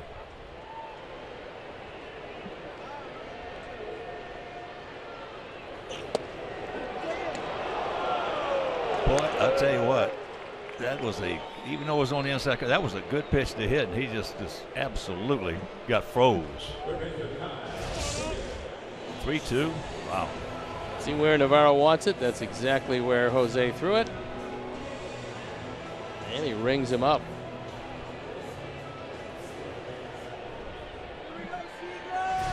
And he's up. Here's Seager. A strikeout and a fly out to left field. 7 strikeouts now for Jose to go with that 2 in the walk column.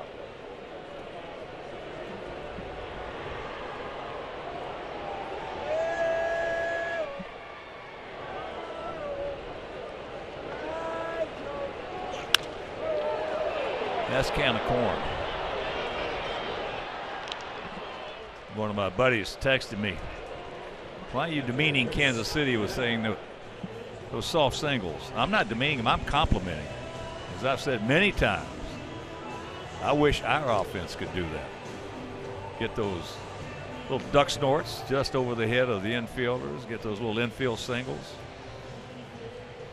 Kansas City has a little different approach. They don't take the same swing on 0-2 as they do on 2-0.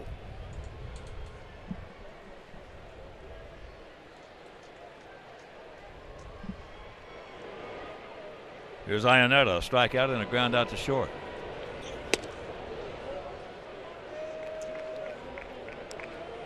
Zach Duke loosening in the pen. Is pitch number 100 on the way for Jose Quintana.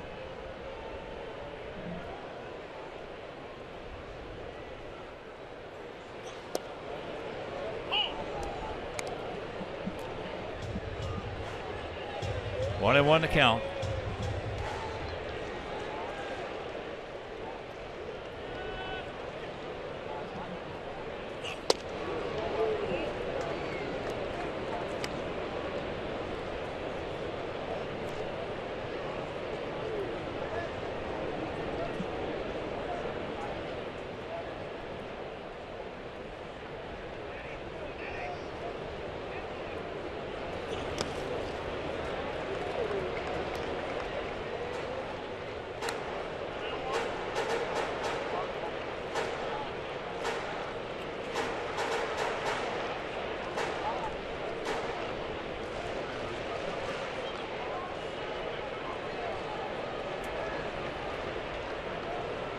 Two out and the 3-1 pitch.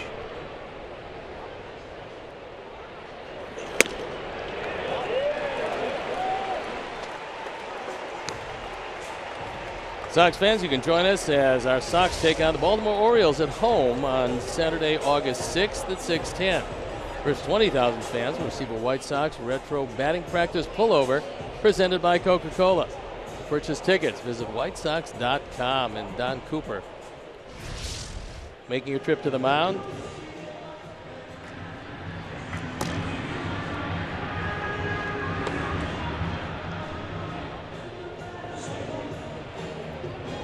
So Zach is ready to go.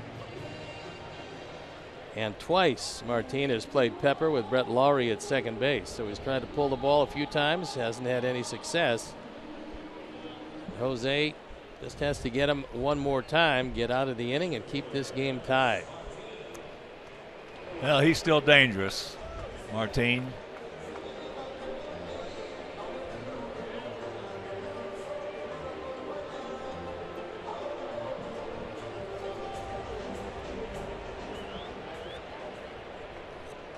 You can't ease up, even though he's hitting at 243. That hit him. That got him square in the elbow.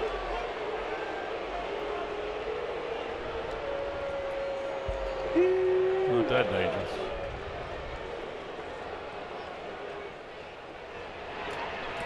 But that'll load him up. Take another look. And he's got the padded elbow. It seems to have hit him maybe on the forearm where there wasn't. Near the padding there is right on the point of the elbow.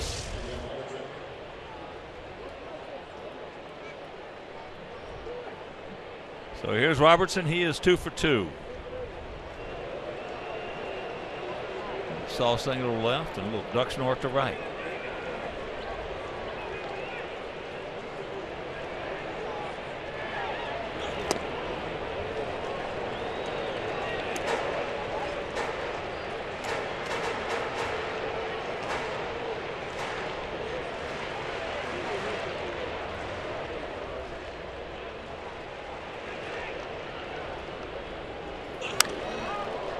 High back into the seats for a souvenir. Fortunately, Robertson went after that one because that one was out of the zone. So with the bases loaded, and it's been a brief sample size with 3 for 8 for Robertson. This high fastball, he thought he had a good shot at it, but able to stay alive.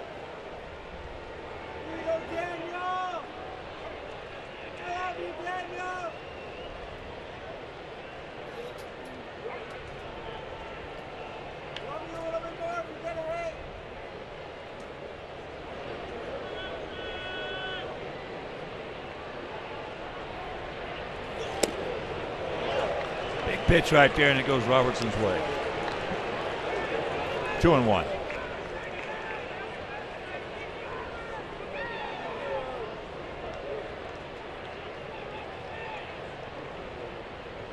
Bases loaded, good speed at first.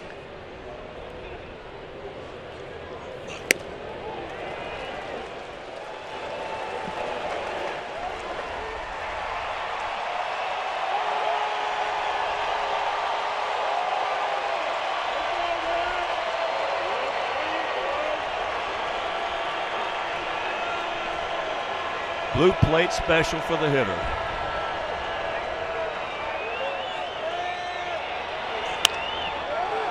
And that is a can of corn. And retires the side. We're into the 7th. Still a 1-1 tie.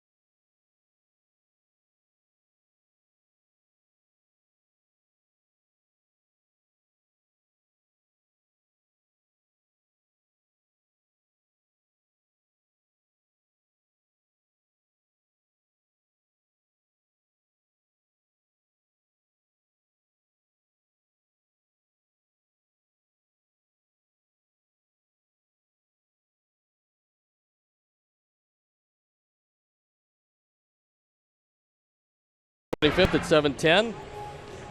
Our White Sox take on the Cubs. The first 10,000 fans will receive a drawstring bag presented by United Airlines. United, proud to fly the Chicago White Sox. So purchase tickets today by visiting whitesox.com or calling 866-SOX-GAME.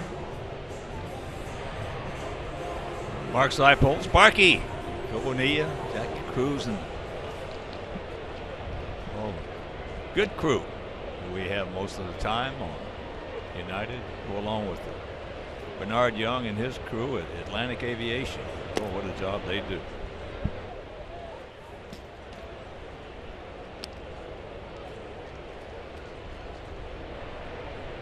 Outfield, straight up, bunched just a bit. Melky 0 for 2.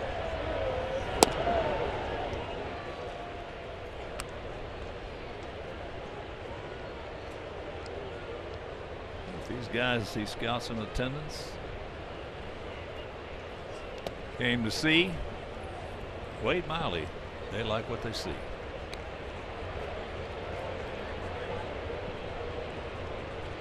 As I mentioned, the kid last night pitched well too, Wade LeBlanc.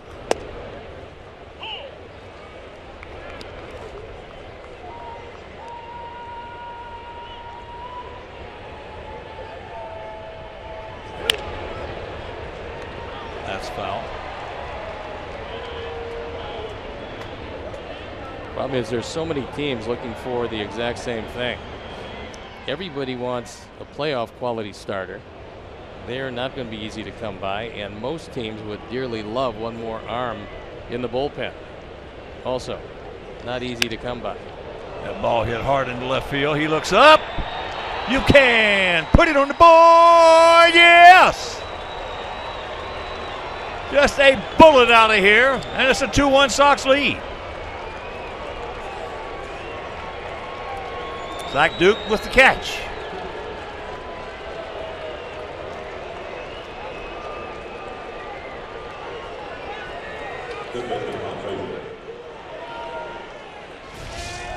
Our fourth drive of the game is a 9th home run and 42nd driven in by Melky. Layla's picked the click. Line drive rocket and a fine catch by Zach Duke. And that is fly ball right side going foul. Just foul.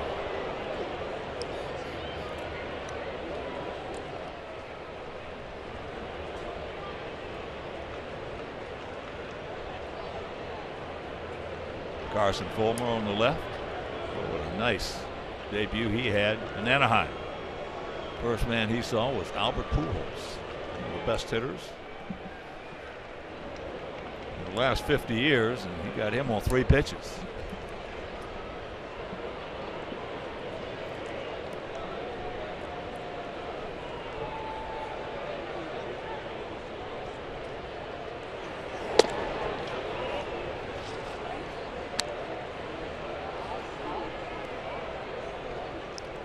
Count evens at 1.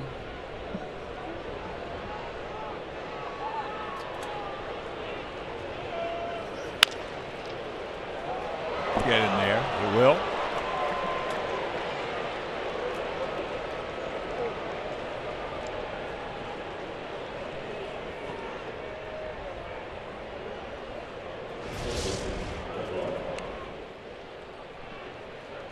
This one off the end of the bat and eases its way by Lee.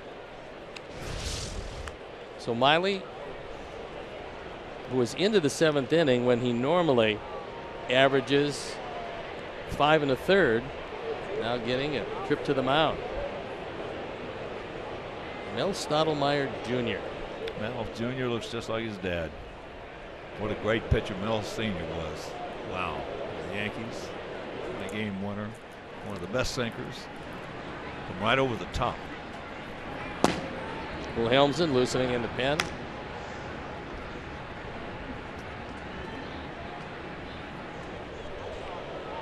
His dad, Mel Sr., was one of those guys, if you didn't get him in the first 2 or 3 innings, you could wrap it up and send it to Cooperstown. So here's Brett. He's homered and popped up to second. Takes first pitch strike.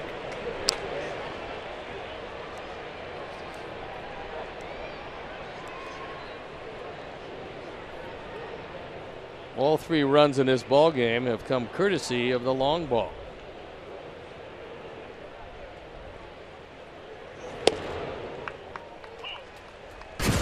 And this started the scoring in the 2nd inning.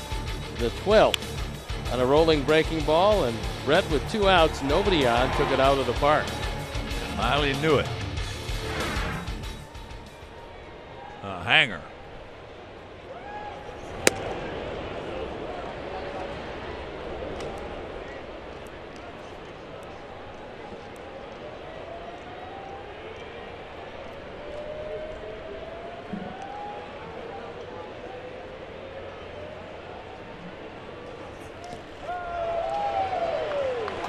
One out. First 20,000 fans at each game receives a Merck's Cheese Spread game card, good for savings on delicious Merck's cheese in the deli or dairy case at your local grocer. Watching the White Sox and saving on Merck's cheese, some fans have all the luck. Purchase your tickets today by visiting whitesox.com or calling 866-SOX-GAME.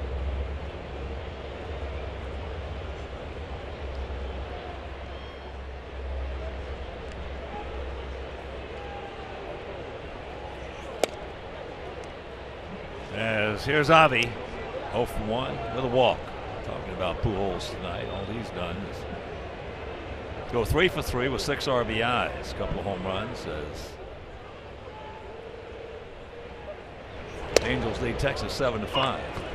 So he now has, that puts him right about 579 home runs.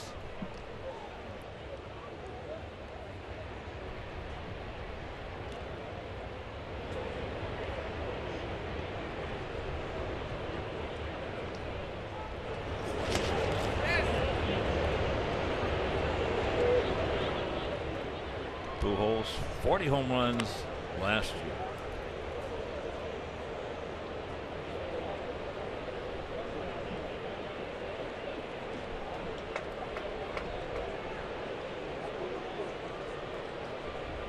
Two balls and a strike.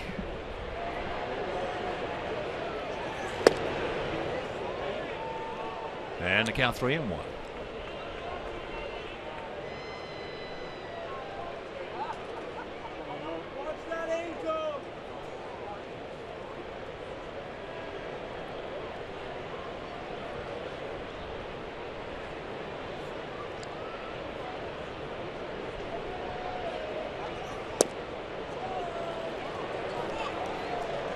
So,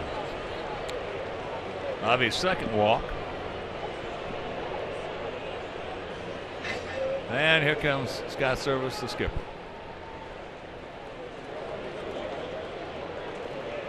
He's going to go that pin. So, Wade Miley will go 6 1/3. Pitch well. He'll depart. Wilhelmsen comes on, and we'll be back.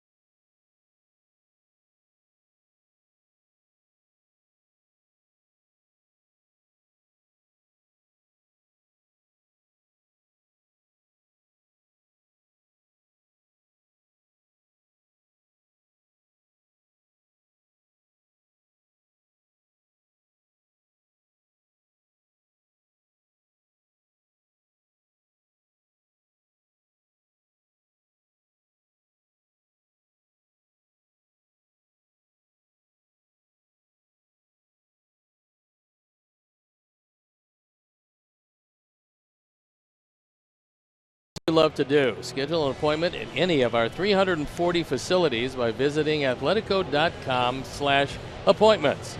Athletico, the official physical therapy provider of the Chicago White Sox. Athletico, better for everybody. And Tom Wilhelmsen, tall right-hander, comes in the ball game. He inherits some problems. Runners at first and second. 27 games combined with Texas and Seattle. It hasn't been pretty. If it gets to 9, he'll probably sell. It's at 878, and that young lady very happy. Got a souvenir, pretty in pink.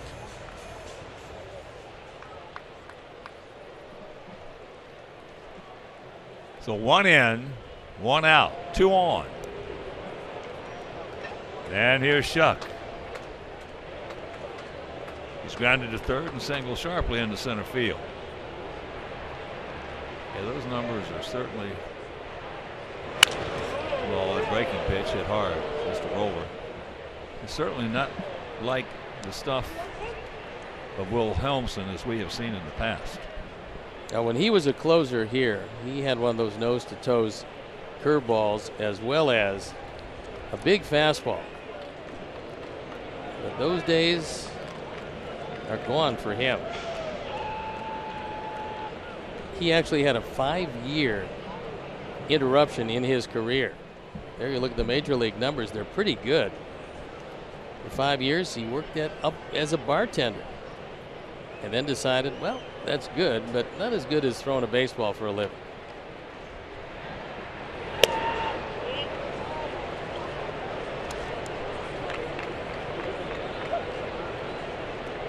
Well, he just created a nice pension for himself.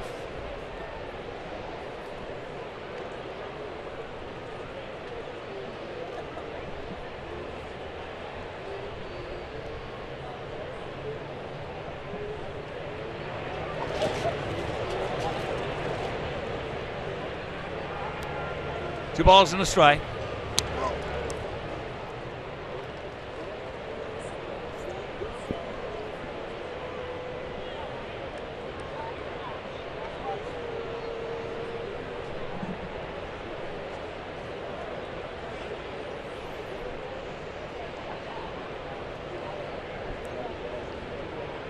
Gap out there in left center.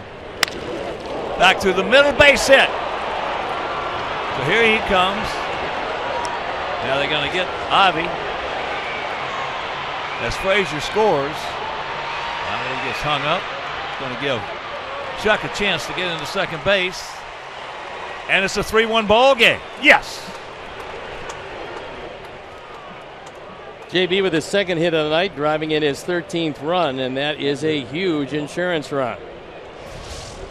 So he takes it right back up the middle. That's a fastball. It was up and away from JB. Martin has a very good arm, but this ball is slow getting to him. By the time it does, there's no chance at the plate. So Webby gets hung up long enough for JB to run into scoring position. Well, with Frazier running, that's not a bad play by Avi. Because Avi knows the gun that Martin has. 8-3-5-4-3 on the out. Don't stop now, boys. As here's Navarro. 0 for 2 with a grounder to short and a strikeout. Pick him up. Come on, Dion. Fair ball low.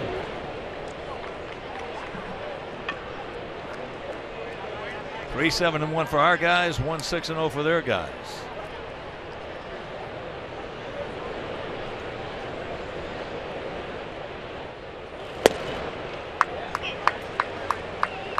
Gave him one there. 1-1.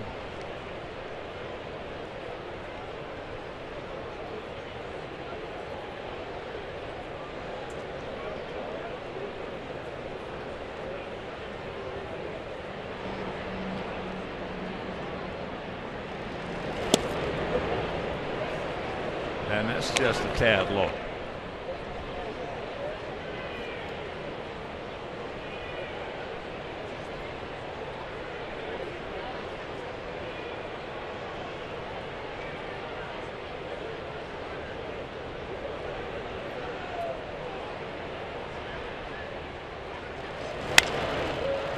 Pass into left field. But base hit by J.B. Shuck. Picks up another run, and 7th inning stretch, we lead it 3-1.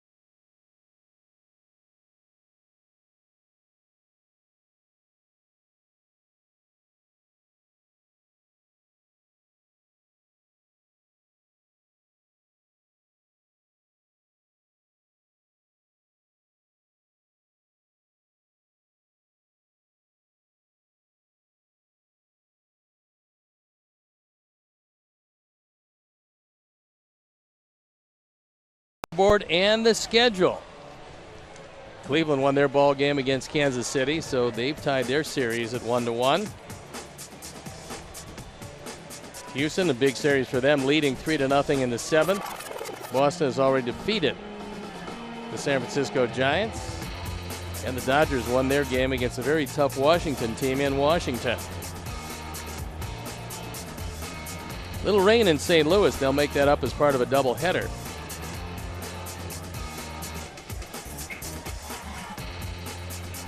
So Jose Quintana, who went 6, is done for the night.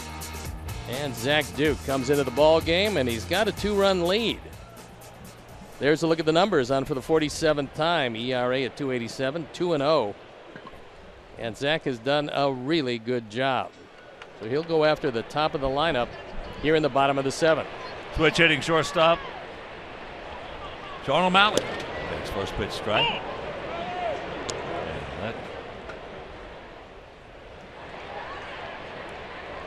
Dadgum Terry Francona's got those guys playing good. What has he got? 11, 12 straight years? 11 straight. Over 500. You do that in today's culture, or any culture, but especially today's culture, you're a hell of a manager. Well, he had some very good teams with Boston. Then he had some teams that weren't all that good. Then he inherited a Cleveland team that was okay. But Terry's he's great. And his players love to play for him. He pretty much lets them just go out and do what they want to do and not get in their way when they're doing it. Well, he's as good an offensive manager as there is in the American League.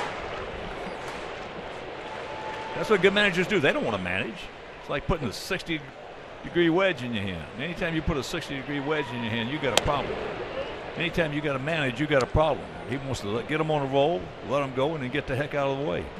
It certainly helps to have that starting rotation that he has. Oh, man. Whew. They can pitch. They can pitch. Had him way off balance, so O'Malley 3 now. We played the Yankees. We thought Jacoby Ellsbury maybe might have reached back to get the catcher's interference. Well, he set an all-time record for catcher's interference, and we're talking about July 19th. So in his career, 23 times, but this year, 9 times catcher's interference for Jacoby Ellsbury. I've never heard of that. That's 9 times in 1 year. No, I've never. Well, there are a lot of guys who used to do that in the big spot in the ball game, or try to do it, and occasionally we get away with it. But not today. But 9 times? That's unbelievable. It's the record. Is it? It's the all-time record.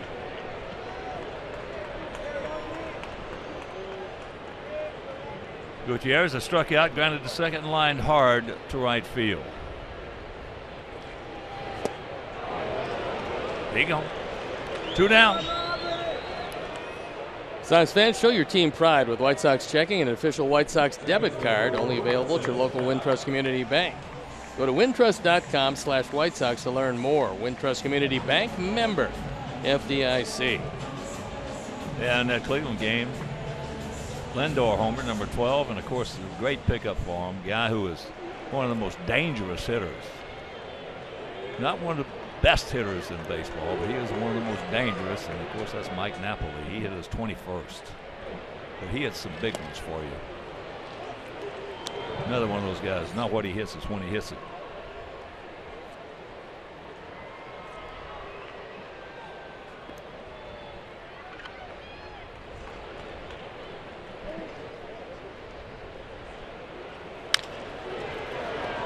Brett, take your time. All right, nice inning. And we're into the 8th.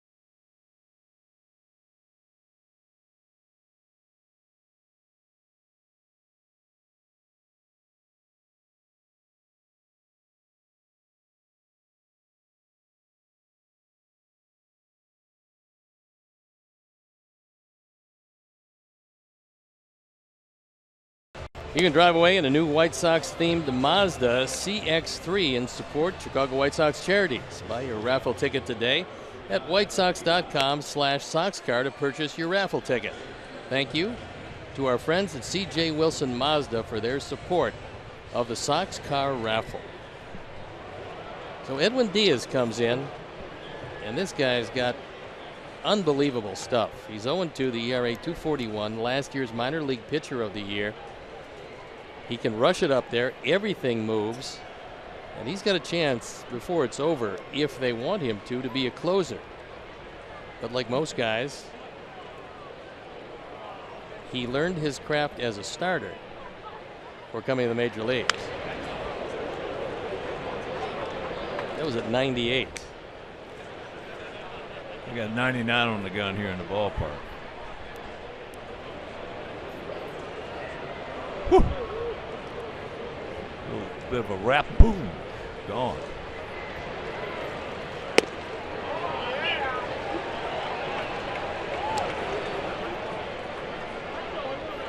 That is a very lively arm, although Adam Eaton thought it was up and out of the zone. It's a good chance it was.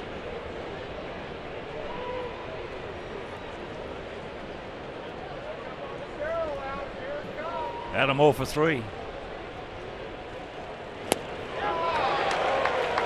0 for 4. 87 miles an hour on that slider. You can understand just looking at that stuff why they think so highly of Diaz. He came up from Double-A. He was at Jackson. That was on June 4th. Hasn't done a whole lot wrong yet.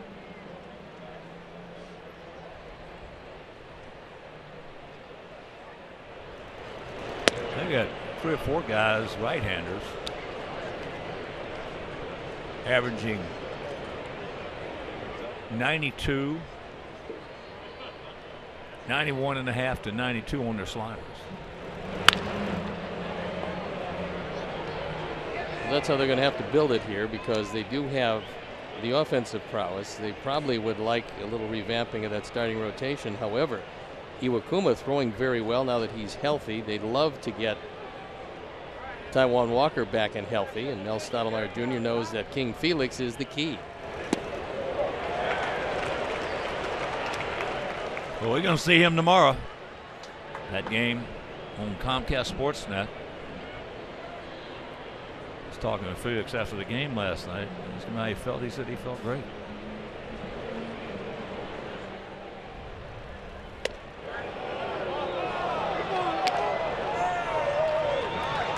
There's the matchup tomorrow. Miguel Gonzalez, who's thrown much better than that 2-5 record, and Felix Hernandez, who's also thrown much better than that 4-4 record would show. You can forget that one. If he gets ahead of you and throws you that slider, and you're right-handed, if you don't lay off, you got zippo chance.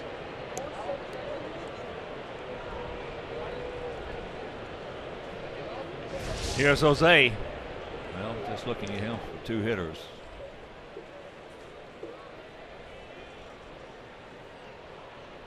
If you're a right-handed hitter, boy, I tell you, that release of his is awesome. Well, that's 100. Yeah, that release of his is awesome. He's got a release like Salazar. That's something. From Cleveland. Just flips it and there it is. You see what you can do with it. 24,851 in the house tonight. They're averaging on the season 27,639. But right here in the top of the 8th, 3-7-1 for us, 1-6-0 for them. Yeah, with this guy, you better, if you're right-handed here, you better stand right on top of that plate, because as Steve mentioned, you're not going to do anything with that slider. Nope. You got to beat him on that 100-mile-an-hour fastball. That's a very young pitcher with a very lively arm. He graduated high school in 2012 out of Caguas, Puerto Rico. They've got themselves a pretty good one here. From what we're looking at for 1 inning, he's just about as good as any young one you want to see in this league.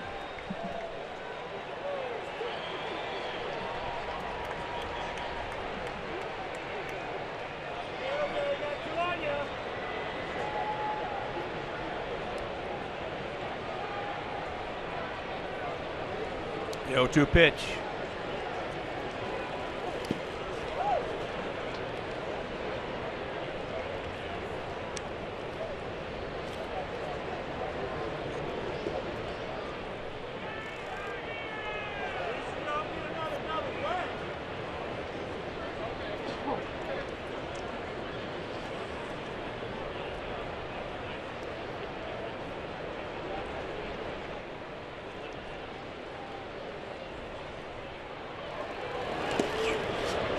Two and two. Edwin is 22 years old, just turned 22, 6'3", a whopping 165 pounds, so he'll probably fill out a bit. 3rd round pick in 2012, 98th overall.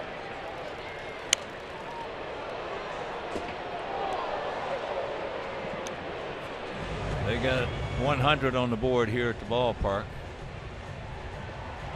This young man was a starter every level in his brief career until he came to the big leagues. So he obviously can keep up that velocity for quite some time.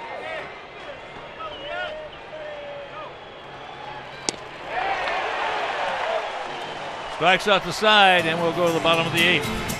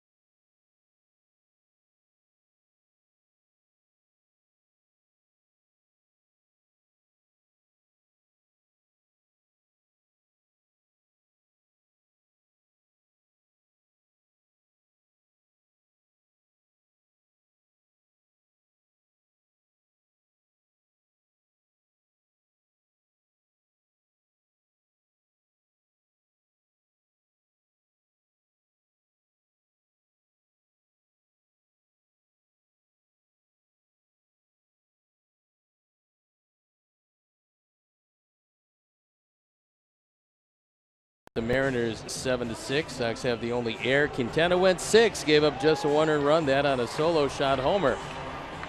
And Melky with a solo home run that broke the tie.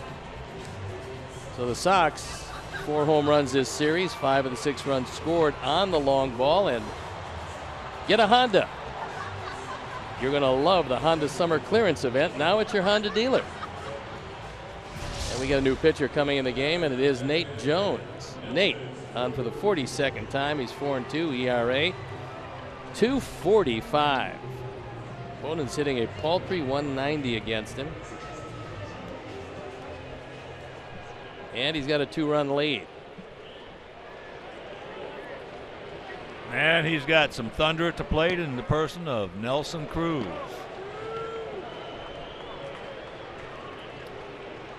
Boy, that was an impressive inning by that young man.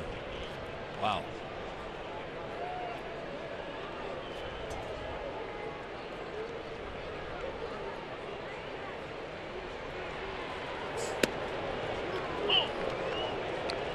That one at 97.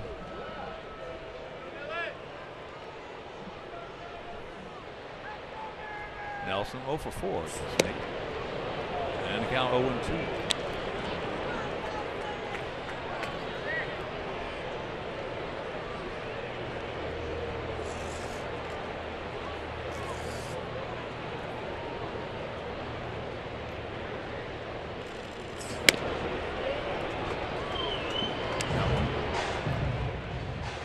Off the outside corner.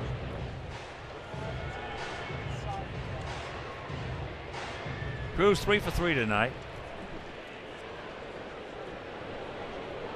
Got his average up to 285.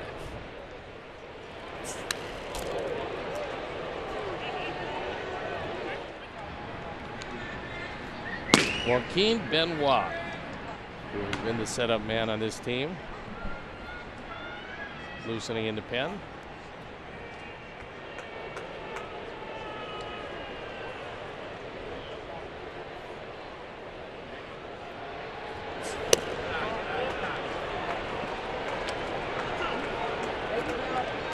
Two and two.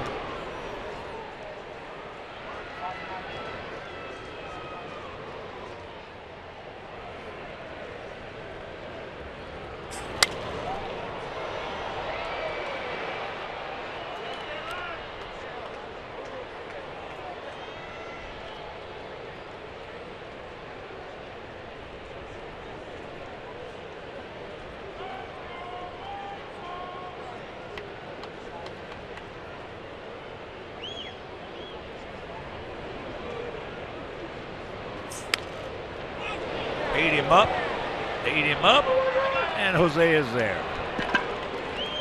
Woo. 1 out. Follow White Sox baseball live with MLB.com at Bat app. Stay up to the moment at any moment with game day, live game video highlights, StatCast, news, and more. Download MLB.com at Bat, the #1 app for live baseball on your phone and tablet.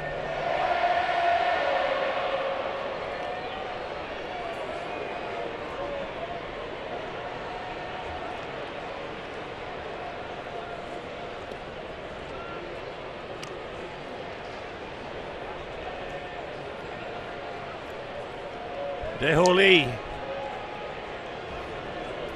0 for 2 with a walk. Takes first pitch strike.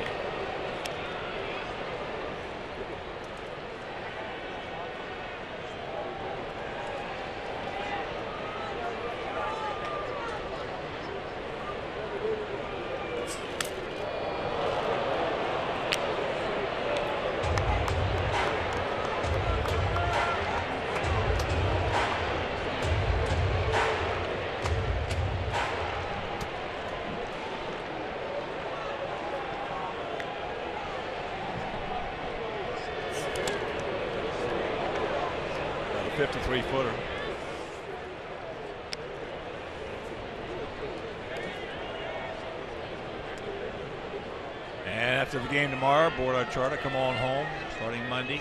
Gabe Morrell and his crew will be getting that visiting clubhouse ready for the Detroit Tigers.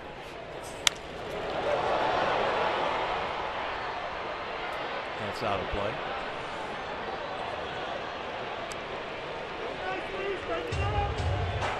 Tigers in town.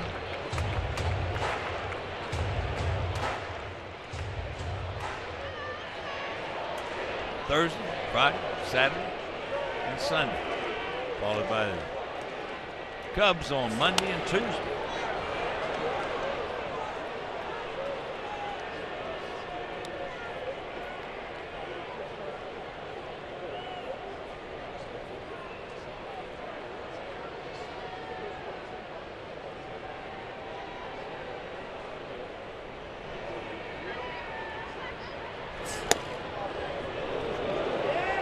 Good pitch, didn't get it.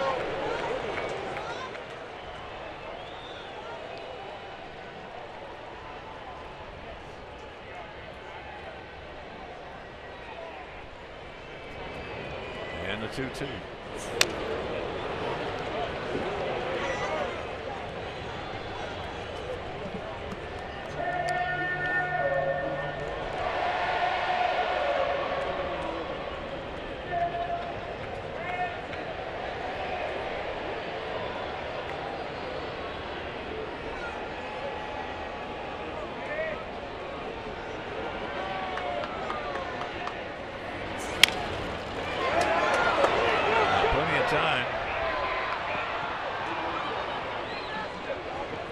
Two down.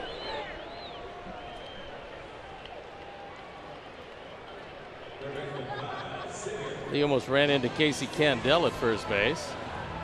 Casey didn't want to do that. Well, he's a big man. Threw it off the mark. But Jose came over and made the catch.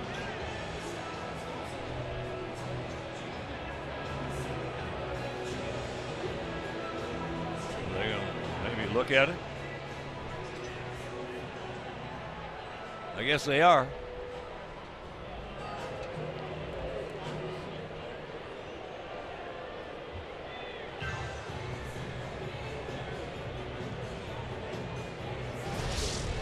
We'll take another look.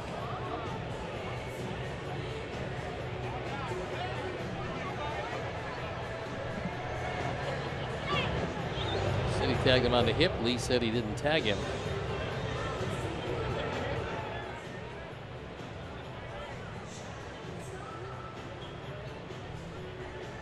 Really tell from that angle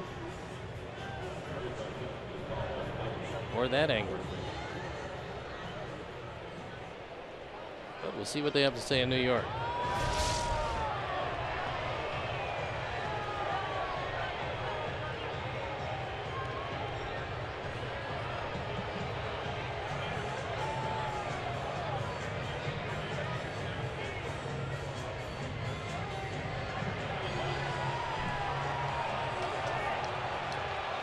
Well, the call was out, so it has to be definitive.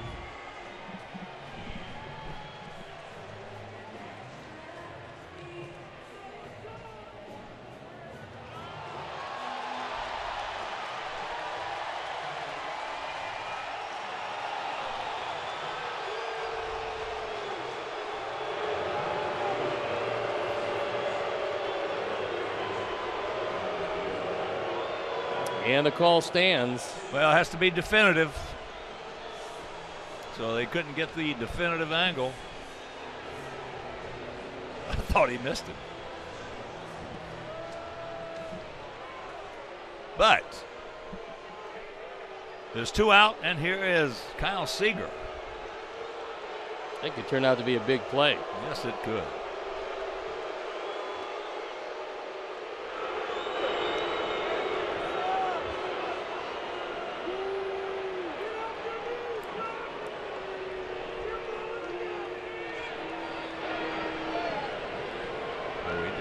Angle.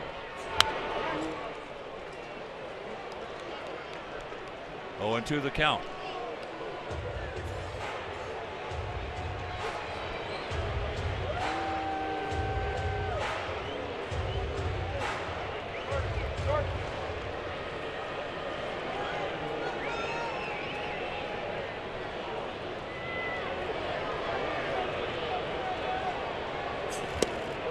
He gone. Good inning for Nate, and we're into the ninth.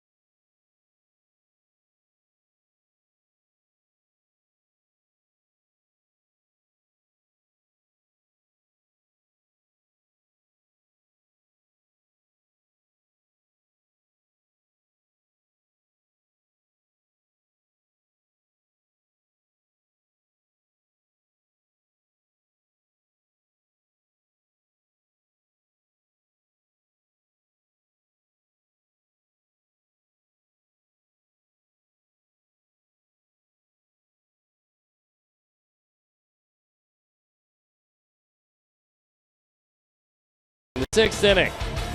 This turns out to be a big play because the bases were loaded. And Jose Quintana pitches his way out of it.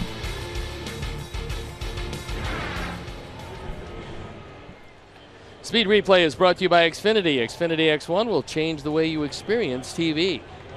And Joaquin Benoit comes into the ballgame on for the 25th time. He's 1-1, ERA 4.37. There you look at the numbers.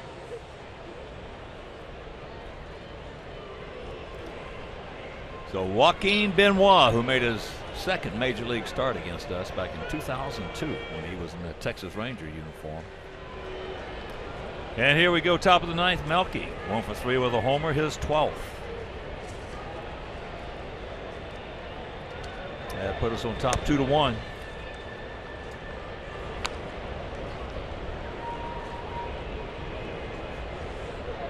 Love that name, Joaquin Benoit.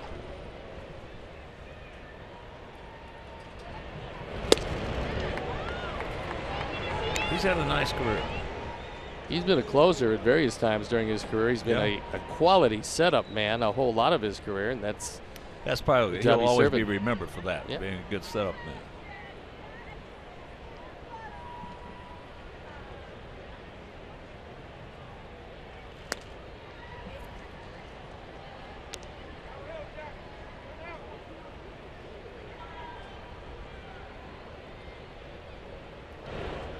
There you look at the career numbers. It's been pretty good.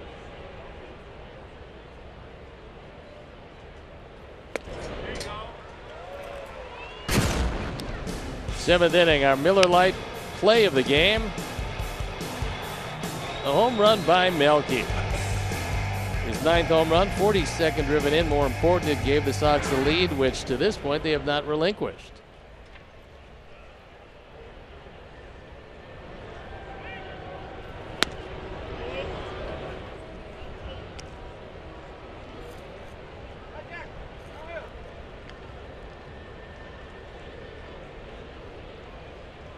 Three and two the count.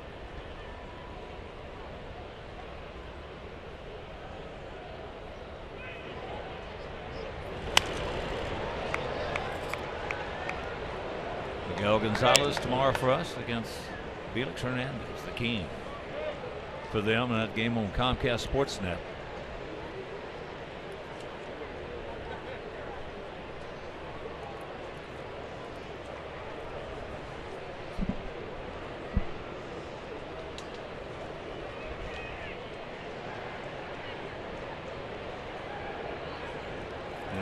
2:40 Central start.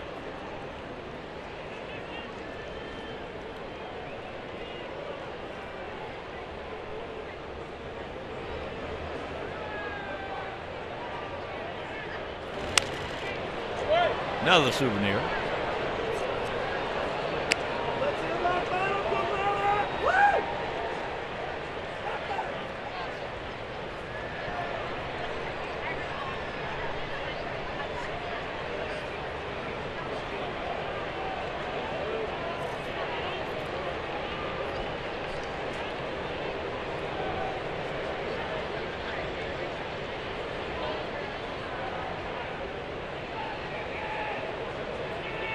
Again, the payoff.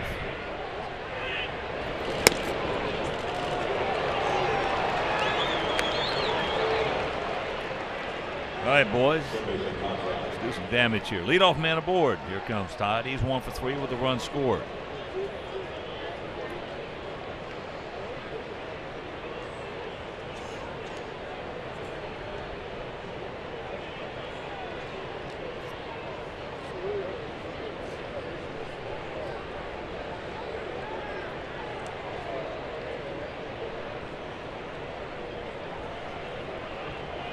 Decent lead by Melky.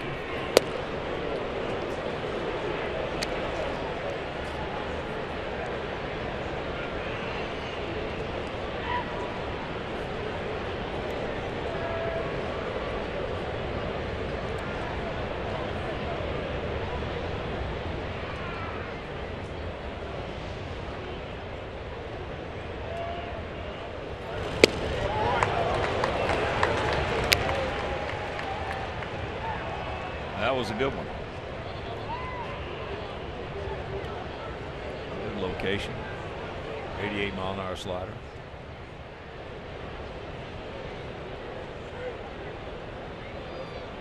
First and 30.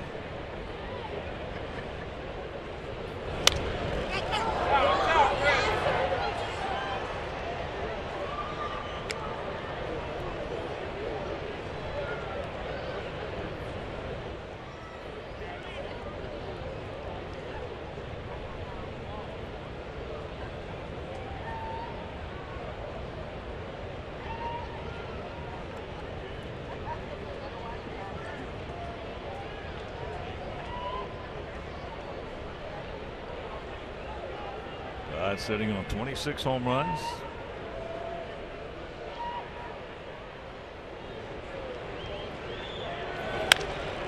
Maybe 27. He looks up. You can put it on the board. Yes. And it's a 5-1 Sox lead.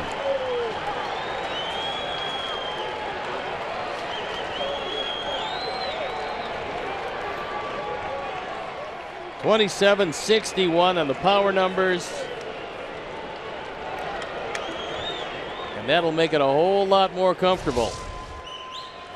As he gets a fastball, inner portion of the plate. And Benoit knew as soon as it left the bat it was gone. Just a question of how far. Just far enough.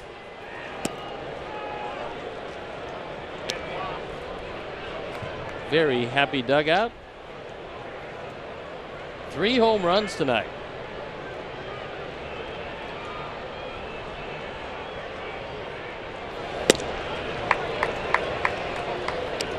One and one to count to Brad, who homered back in the second inning.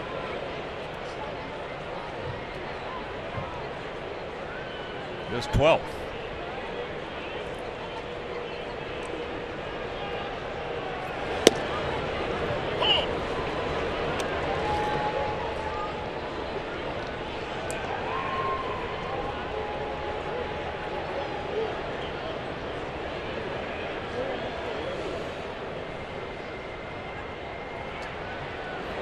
Morneau has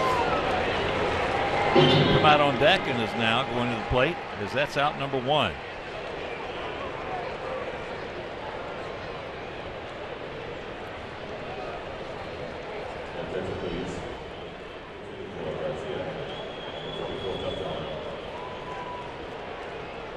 First appearance in the series for Justin. There you look at what he's accomplished.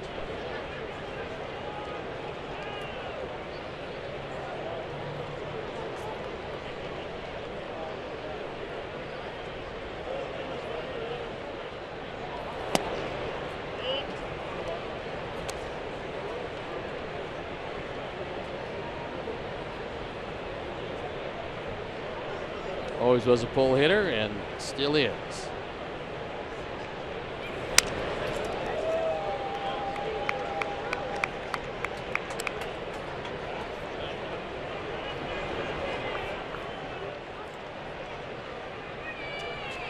Marno in his first start back on Saturday. 0 for 4, but he hit the ball very hard 3 times.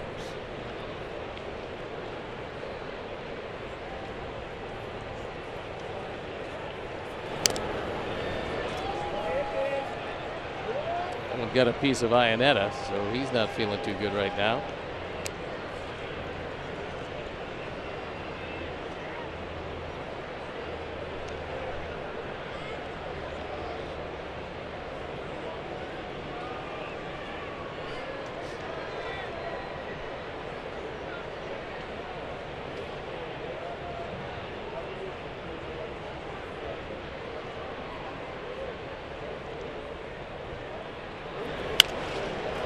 Bites that one off left side.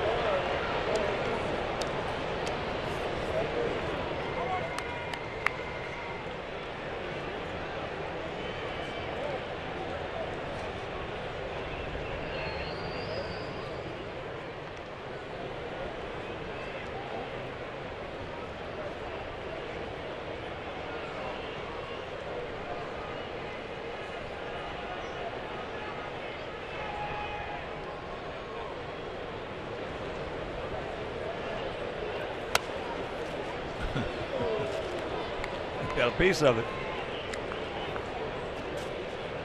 That was an Ichiro swing right there on a pitch, just to foul it away.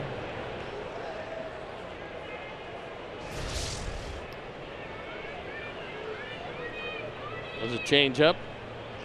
Can't really look for that, but he was able to adjust.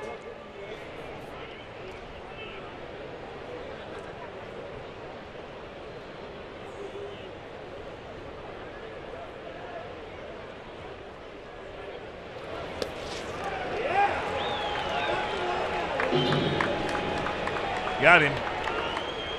2 down.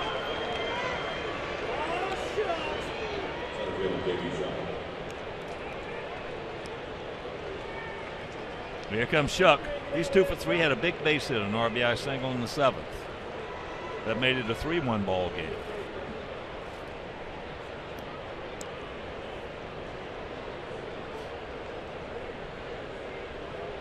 Talking to Randy Adamak, Senior Vice President of Communications for the Mariners.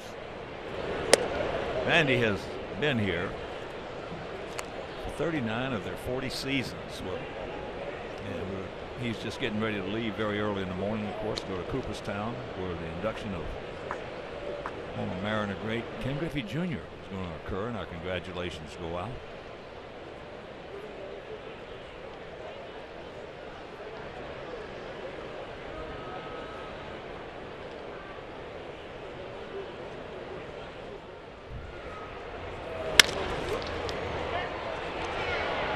Couldn't get it out of the glove in time, so that'll be another base hit.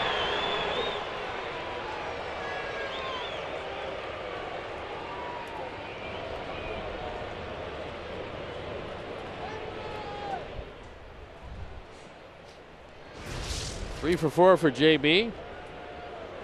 And right there, no chance on the transfer. He beats the play.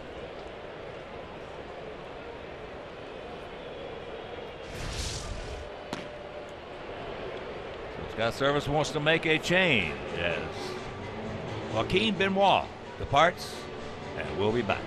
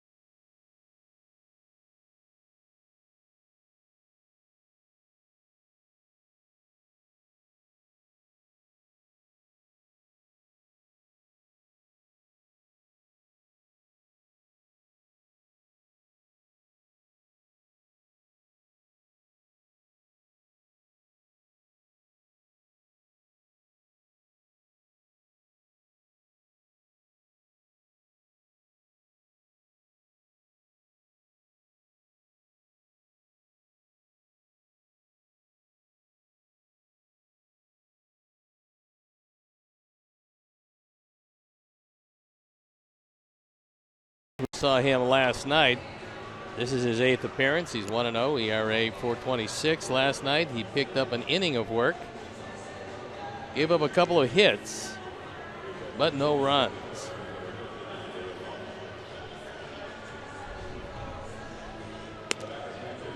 Well, the Fran Healy lookalike, Seattle manager. Fran Healy, former catcher, longtime broadcaster, longtime good guy.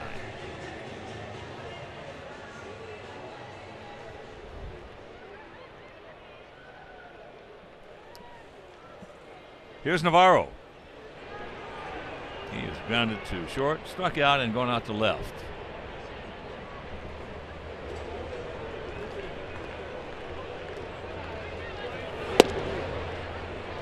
Takes first pitch strike. A lot of you older fans out there might remember the famous argument and almost fight between Billy Martin and Reggie Jackson at Fenway Park. Billy went out to the mound. Mike Therese was out there, and he signaled to the bullpen, and Reggie was leaning over the bullpen wall talking to a guy, and that guy was Fran Healy. And of course, when Reggie got to the dugout, Billy was waiting on him.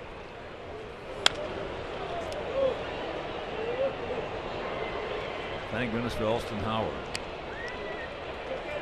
Big, strong catcher for the Yankees. Well, Reggie would have been in a lot of trouble.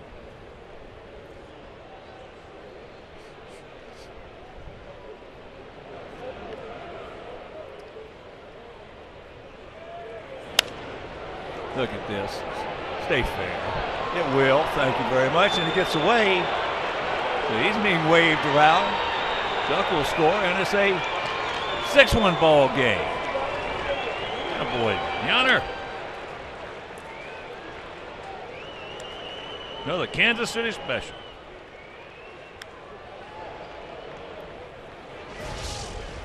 This one not approached particularly well by Gutierrez in right field. And it gets by him, slicing away down the line. Franklin, well, not exactly hustling after that. It's late.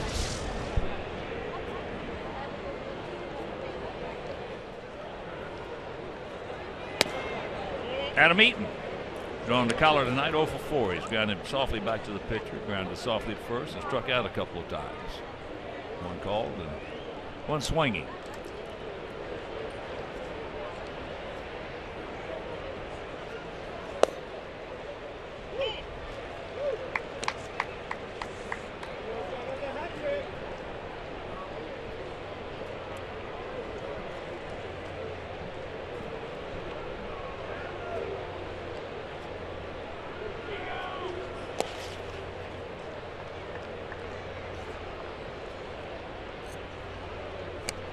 Pick him up. 6-10-1 for our guys, 1-6-0 for their guys in game 2. We missed that game last night. We were leading 3-0 going to the bottom of the ninth. And it was 3-1 and a couple guys on, 2 out. And Adam Lynn hit a 3-run homer to win it 4-3 in a heartbreaker.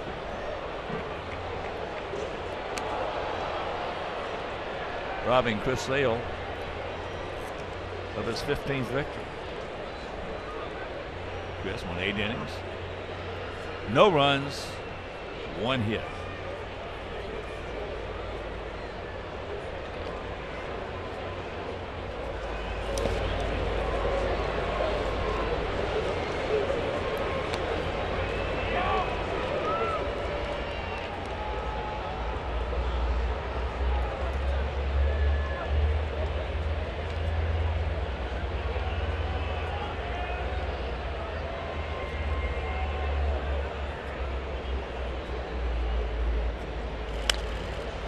That's a souvenir left side.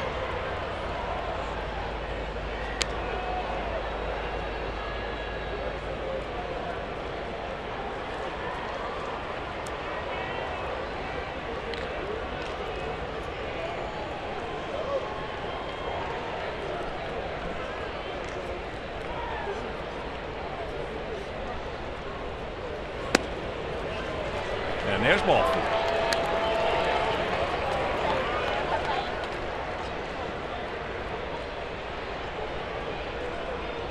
Walk started this inning off.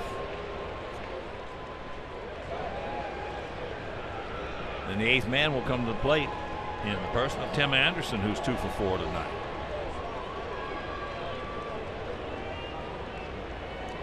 Tim got his average back up to 285, 5 homers, 11 knocked in. He missed that game last evening. He hit an absolute bomb out of here in the top of the first inning in the upper tank.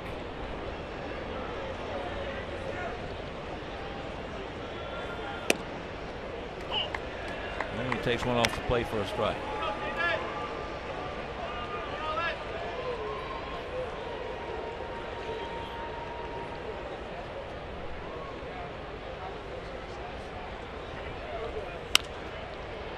Very quickly, 2 strikes.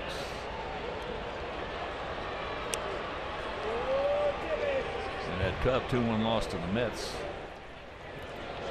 Noah Syndergaard went 5 2/3, 7 hits, 1 run. It was unearned. 2 walks, had 8 punch-outs.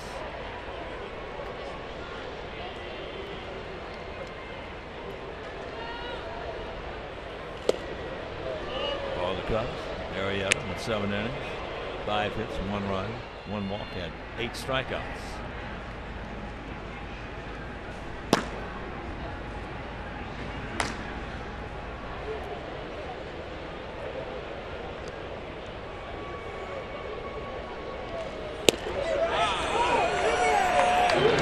Got him. But a crooked number goes up on that board, a 3 spot, and we lead at 6-1.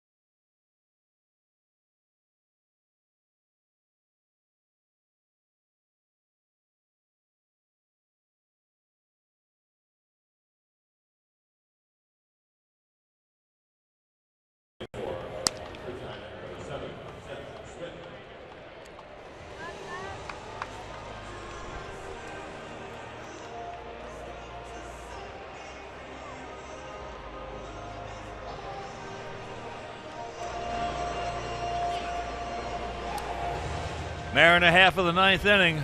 Ionetta, Martin, Robertson, the scheduled hitters to face Nate Jones as you check out our Xfinity tail of the tape. Game 2 of this 3-game set. Seth Smith comes out to pinch hit.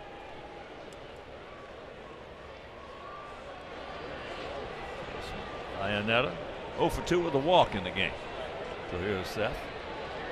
You guys always played well against us. I should say hit well against us. We'll probably see him tomorrow in the outfield. He's in a platoon system.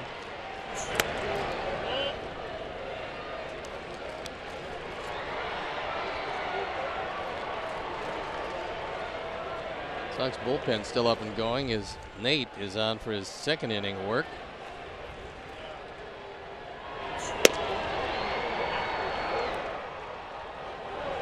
Nate'll take it. And the count 1-1.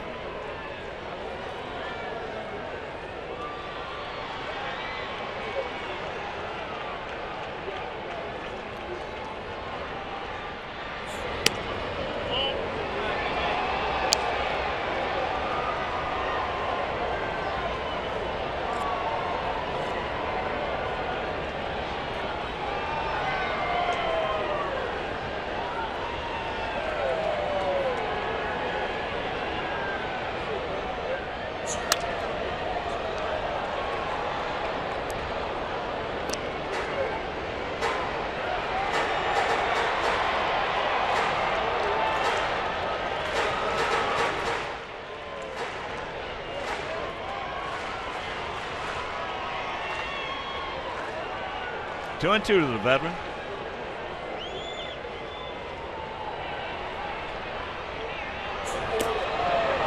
There you go.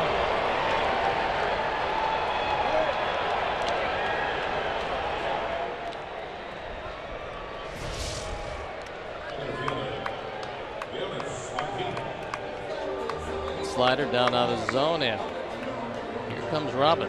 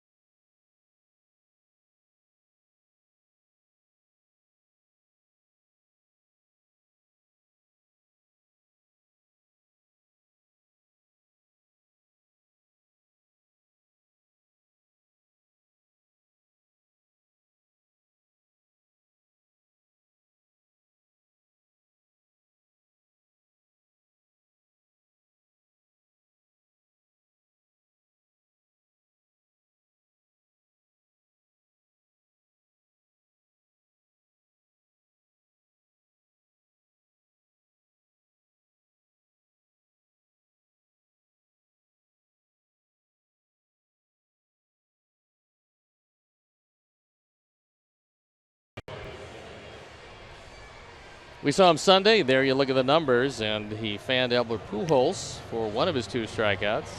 Then he managed to hit one of the Angels. There's a good slider that put him away. There is the one that got away.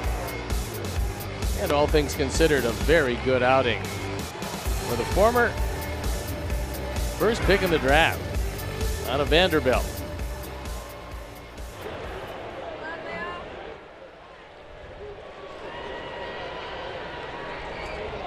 So here's Martin.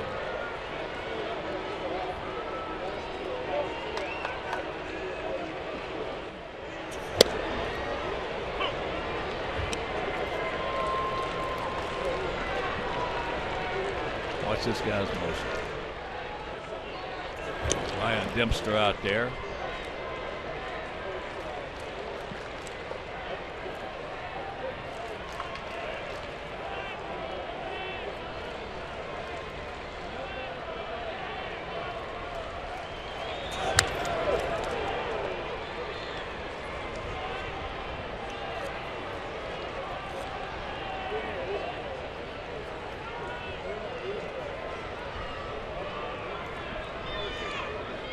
Outfield straight up.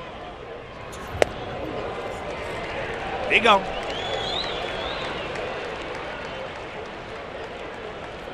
Two down. 10 strikeouts now for our guys. Perfect spot for it. Looked like if backdoor cutter. So here comes last night's villain.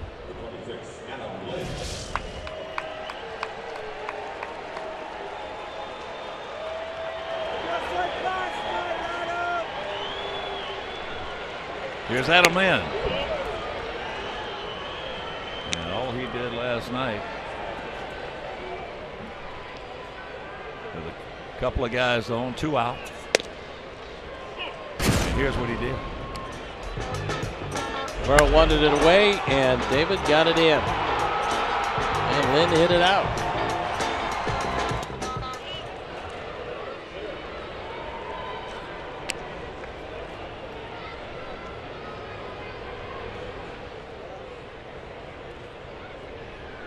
Making plans to be able to tomorrow afternoon. As backhanded, making a good throw. He does. And this ball game is over. So we break the ice. We get on the board in this road trip. As we blow one last night, but Quintana picks up the victory. He evens his record at 8-8. And we'll be back.